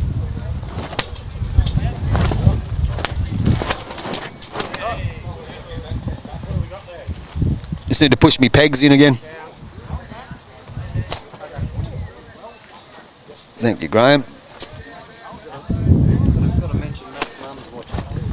Matt's mum's watching too. What's Matt's mum's name? Pat. Patricia Colton is watching as well. Hello, Patricia. I offered Matt some advice. He plays a lot better when he slows down. Quite simple. And it's the proof's in the pudding. So Chris Hickey trying to get rid of that shot bowl. Weight was good for the shot. So it still is one to Pinky Davis.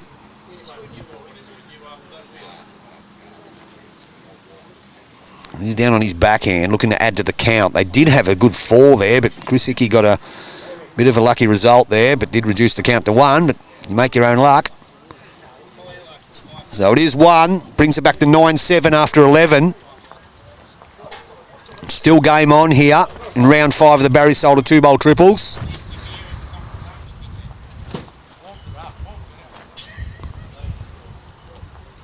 So there's 3 to go.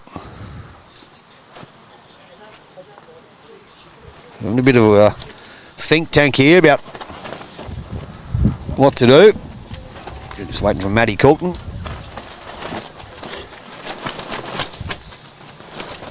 9-7 on 11.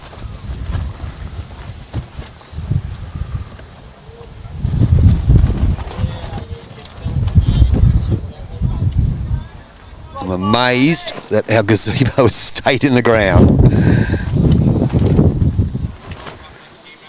Said the weatherman did say the wind will drop. So Matty Coulton lets it go.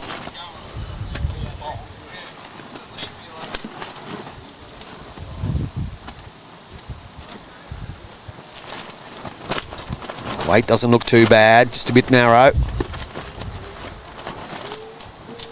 And Paulie Ross sends his down as well.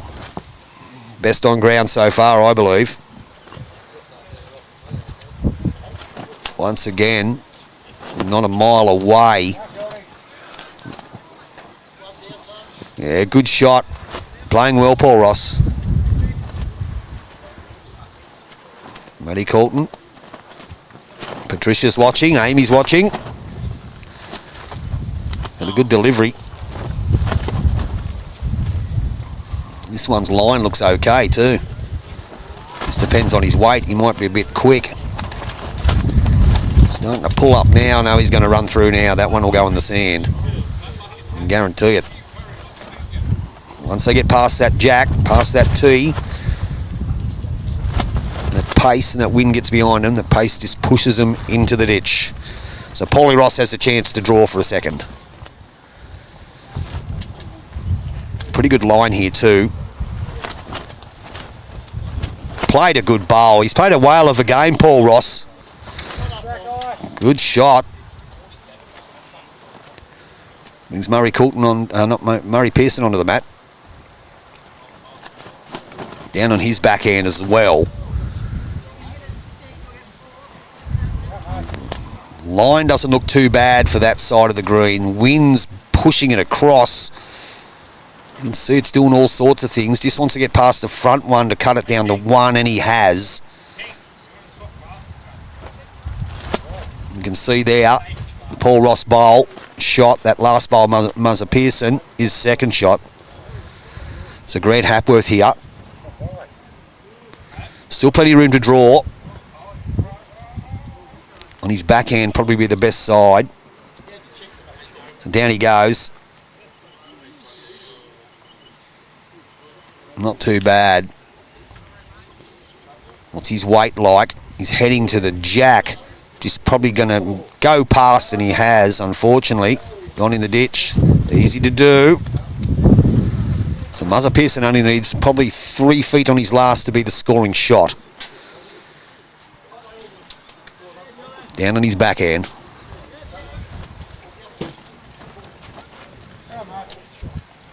He's give it a chance here. Give it a big chance. Just going to slip past, unfortunately. Great bowl, though. Still rolling, you can see it. So Grant Hapworth, once again, has an opportunity to turn it into two. Hope you're enjoying this game, viewers.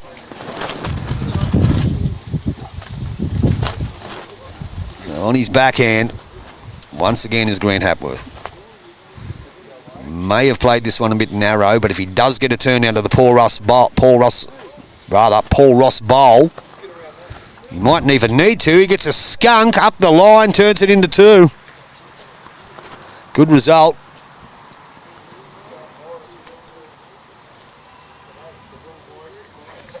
Good result. So it was a couple. It is a couple to Chris Hickey.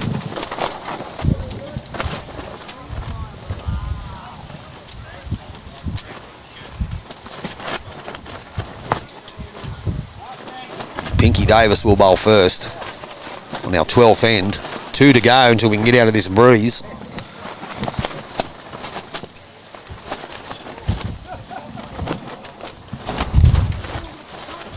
Oh, down on his forehand does Pinky Davis. Looking to land the Paul Ross bowl.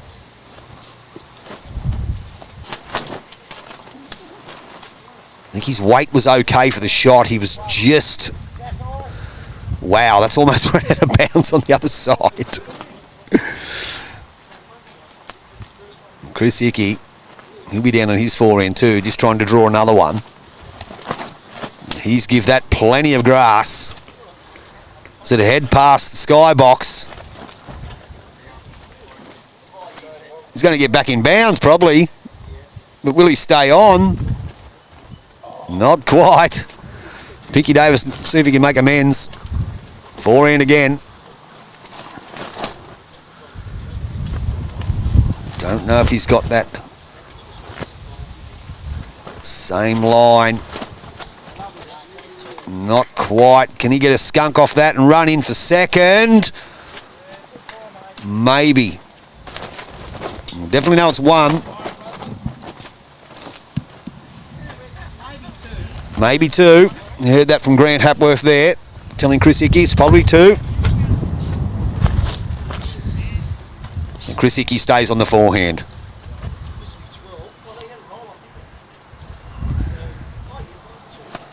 Spins it down now. Will he get back to it? Not quite. So they're having a look at the second.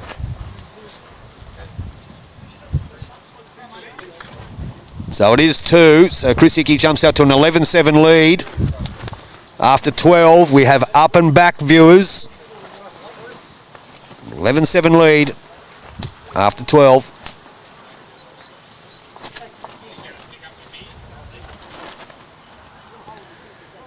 And a very interesting day of bowls in extremely hard conditions.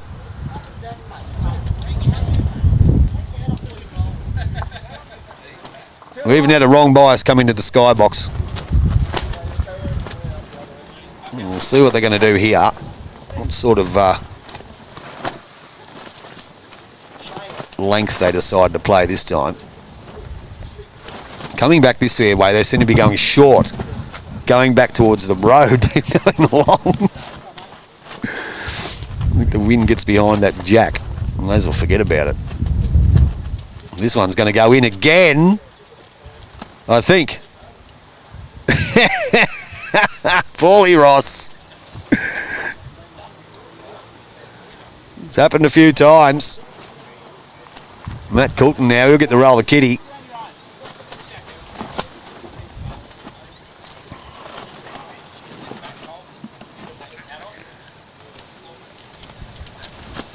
We'll see this one's going to end up. Whoa. Well, we're staying alive. Unbelievable. Okay, Paulie Ross gets the bowl first.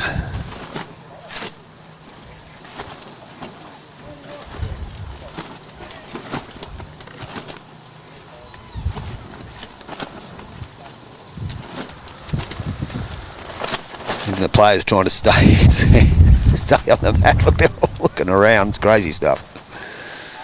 Crazy stuff. Paul Ross, though. Down on his forehand. Pretty good starter once again. Yeah, not too far away. That's a great starter by Paul. Matty Coulton, brother of Amy, son of Patricia. On his forehand too. Similar line. Will he hold up to it? He's trying hard here. Yeah, good reply. Still one down, but a good shot. They need to get him close. These last two ends, they need to win this end, Team Davis. And to win this end to stay in the game.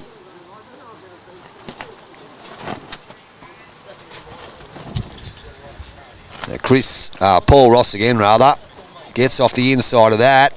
Won't, but he'll slip past and it won't do him any harm. Well, he's got Matty Coulton just to change hands here.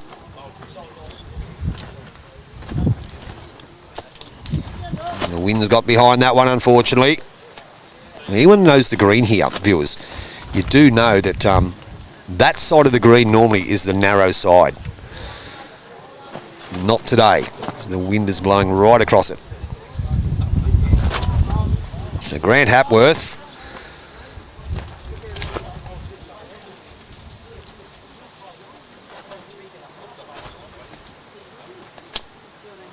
Lets his go down now on the forehand.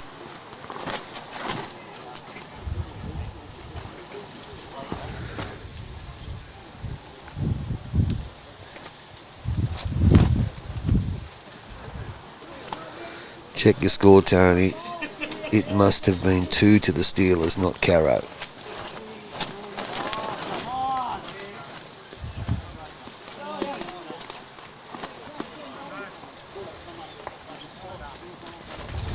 Shot here. Whoop.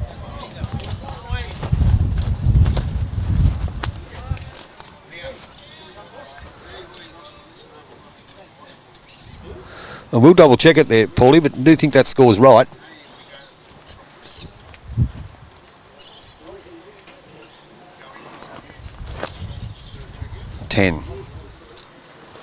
That was 2. He didn't indicate 2. 9-7. Chris Hickey got a 2 on the last end to make it 11-7.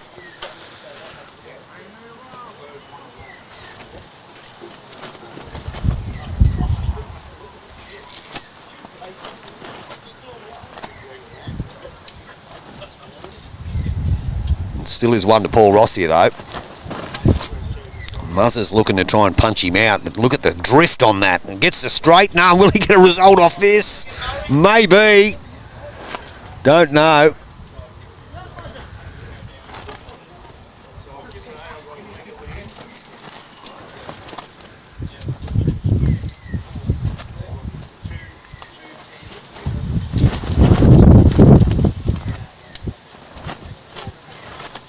Chris Hickey.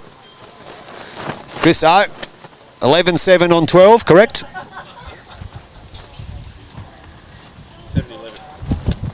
7-11, yeah, your way. Correct, so the score is correct. Chris Hickey is 11-7 in front after 12.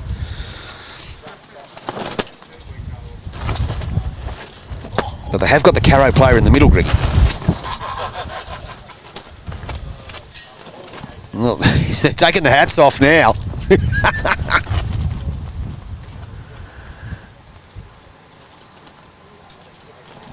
Yeah, they have this updated, that scoreboard down. That is correct, though, 11-7. Grant! Grant! Grant!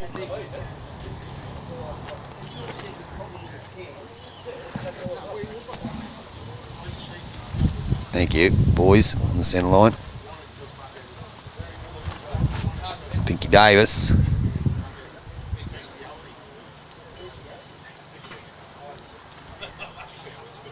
Looking to get a shot out of this. He is down. Gets the jack. Unfortunately, I think he's still 1 down to the Grant Hapworth bowl. He is. Let's drop that down for you.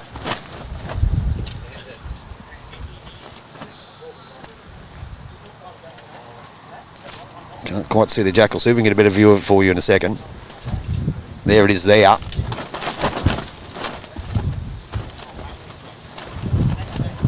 What's he done here? Is he skunked up? Can't quite see it. They're in front of the... There we are. So it still is this 1, I believe, to Chris Hickey.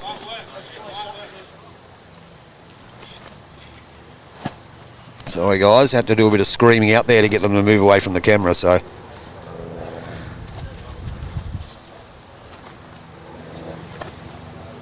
Oh, Pinky Davis, great effort. So just having a look. It's 1 to Chris Hickey, so he's at 12-7 after 13. 1 in to go. Whoa. 1 in to go.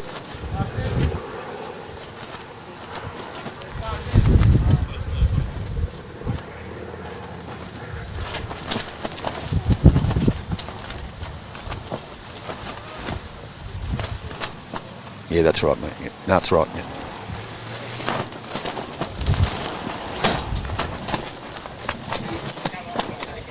Zebo's hanging in there. Just. 12-7 on 13 in the last game of the Barry Solder 2-bowl triples. Some of the windiest days I've ever had the pleasure. They're telling me it's not windy at Edgeworth. Where about you, Greggy? Is it windy where you are? Unbelievable here. Once again, Paul Ross played a great game.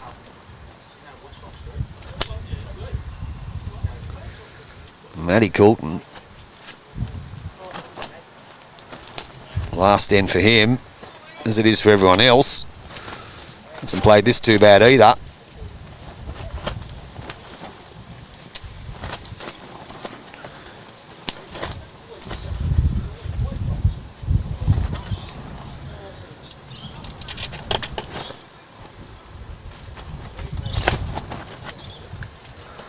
Paul Ross again, his last bowl of the game.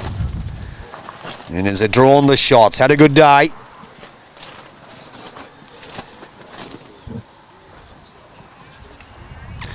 Matty Coulton's last one.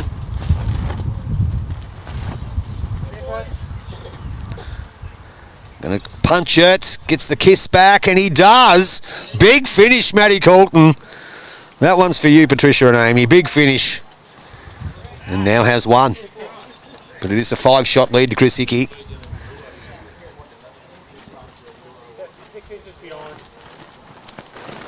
And this is the last game going on the grass green.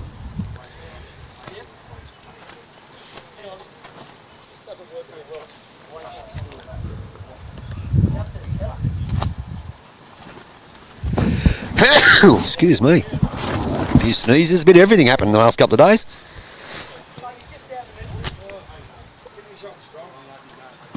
Grant Hapworth will just go behind. So Muzzer Pearson, they are holding one with the Matt Coulton bowl.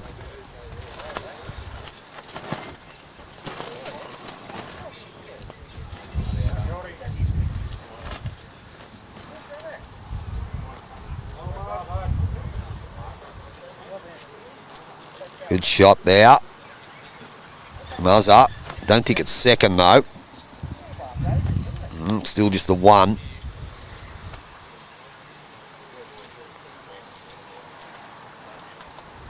Grant Hapworth sends it down on his backhand.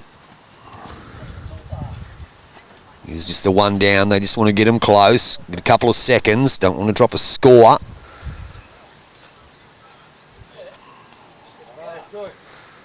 Muzzer Pearson has an opportunity here to sit that Paul Ross bowl through and stay for 4. He might just leave that one up to Pinky. And sends it down now, Muzzer. He's in the area. Keeps coming now. It's a good shot.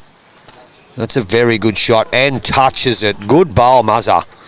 Well played. They do have a good setup here at the moment to get a score. A full count will give them the victory, and they have 2, possibly 3, but they do have the chance to remove that Paul Ross bowl to the left of the line, just under the draw line, sit it out and stay. Can stay for 5. Chris Hickey is an attacking bowler, as we know. He's played a couple of sexy benders already. We'll see what he does with this one.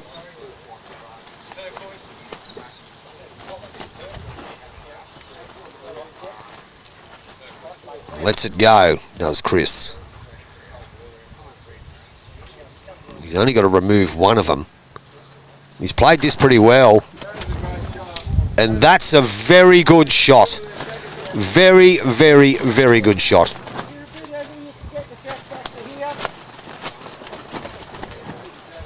And that's right, Murray Pearson. What Pinky needs to do is to turn the Matt Coulton bowl onto the jack. The jack needs to come to the left of the line.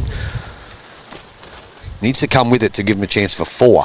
Then he can have a chance to play a shot afterwards onto that Paul Ross bowl. Now, he hasn't played this too bad. Well, Now, I don't think they can get that full count now. They are 1. He had to try it, it didn't matter. So it is 1 to Paul Ross. He had to try and do something. There is a chance to possibly get a 4, but that will then defeated by 1. Chris Hickey comes down, his last bowl of the game. Nothing's changed, so it is the 1. So Pinky Davis, all he can do. I don't think there's anything on to score. You can only just trail it to the left of the line to pick up a 4, and they would still lose the game by a shot.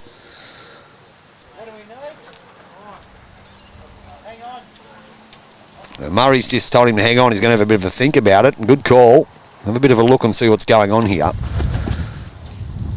Don't know if there's a chance he can get that. 2 Matt Coulton bowls there.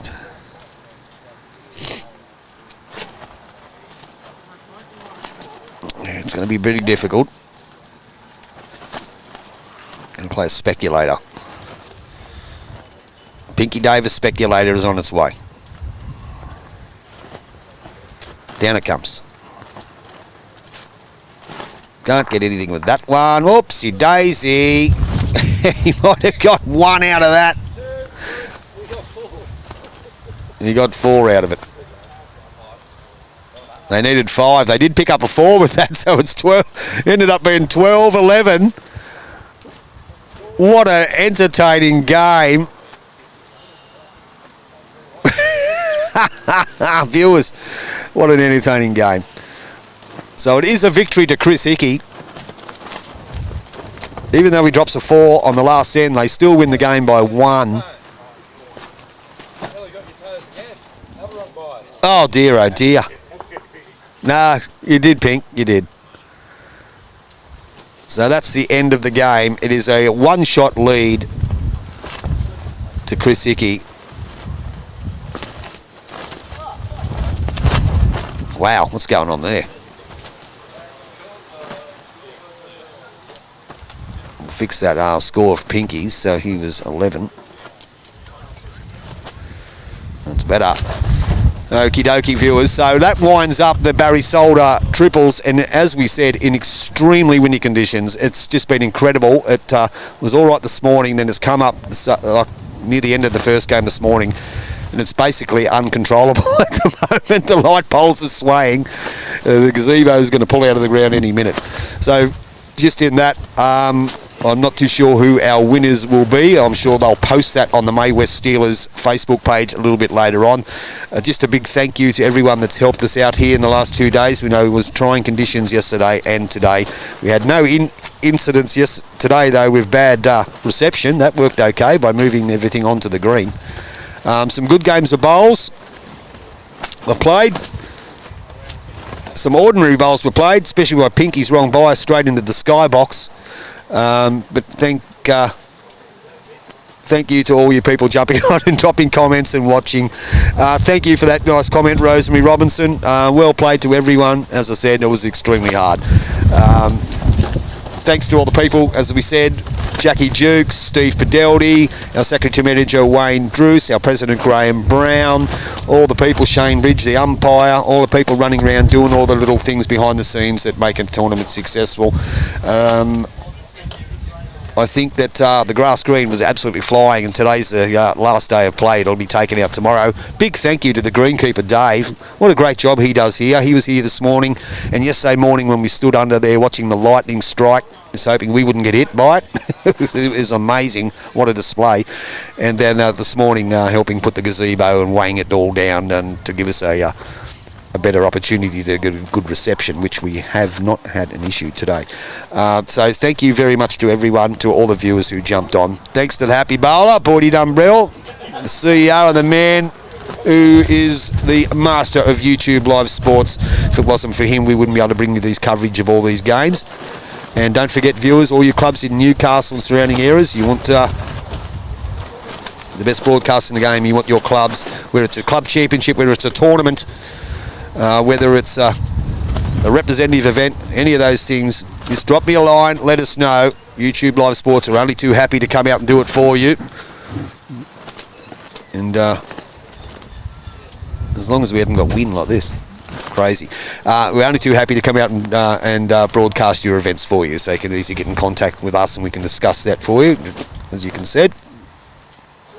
Yeah, mate, that's right. No, thank you. Leave it there. All good. Yeah, just get in contact with me. Or get in contact with Boydie. And we'll be more than happy to come and talk to you about doing some events at your club. In the meantime, we will close up everything here.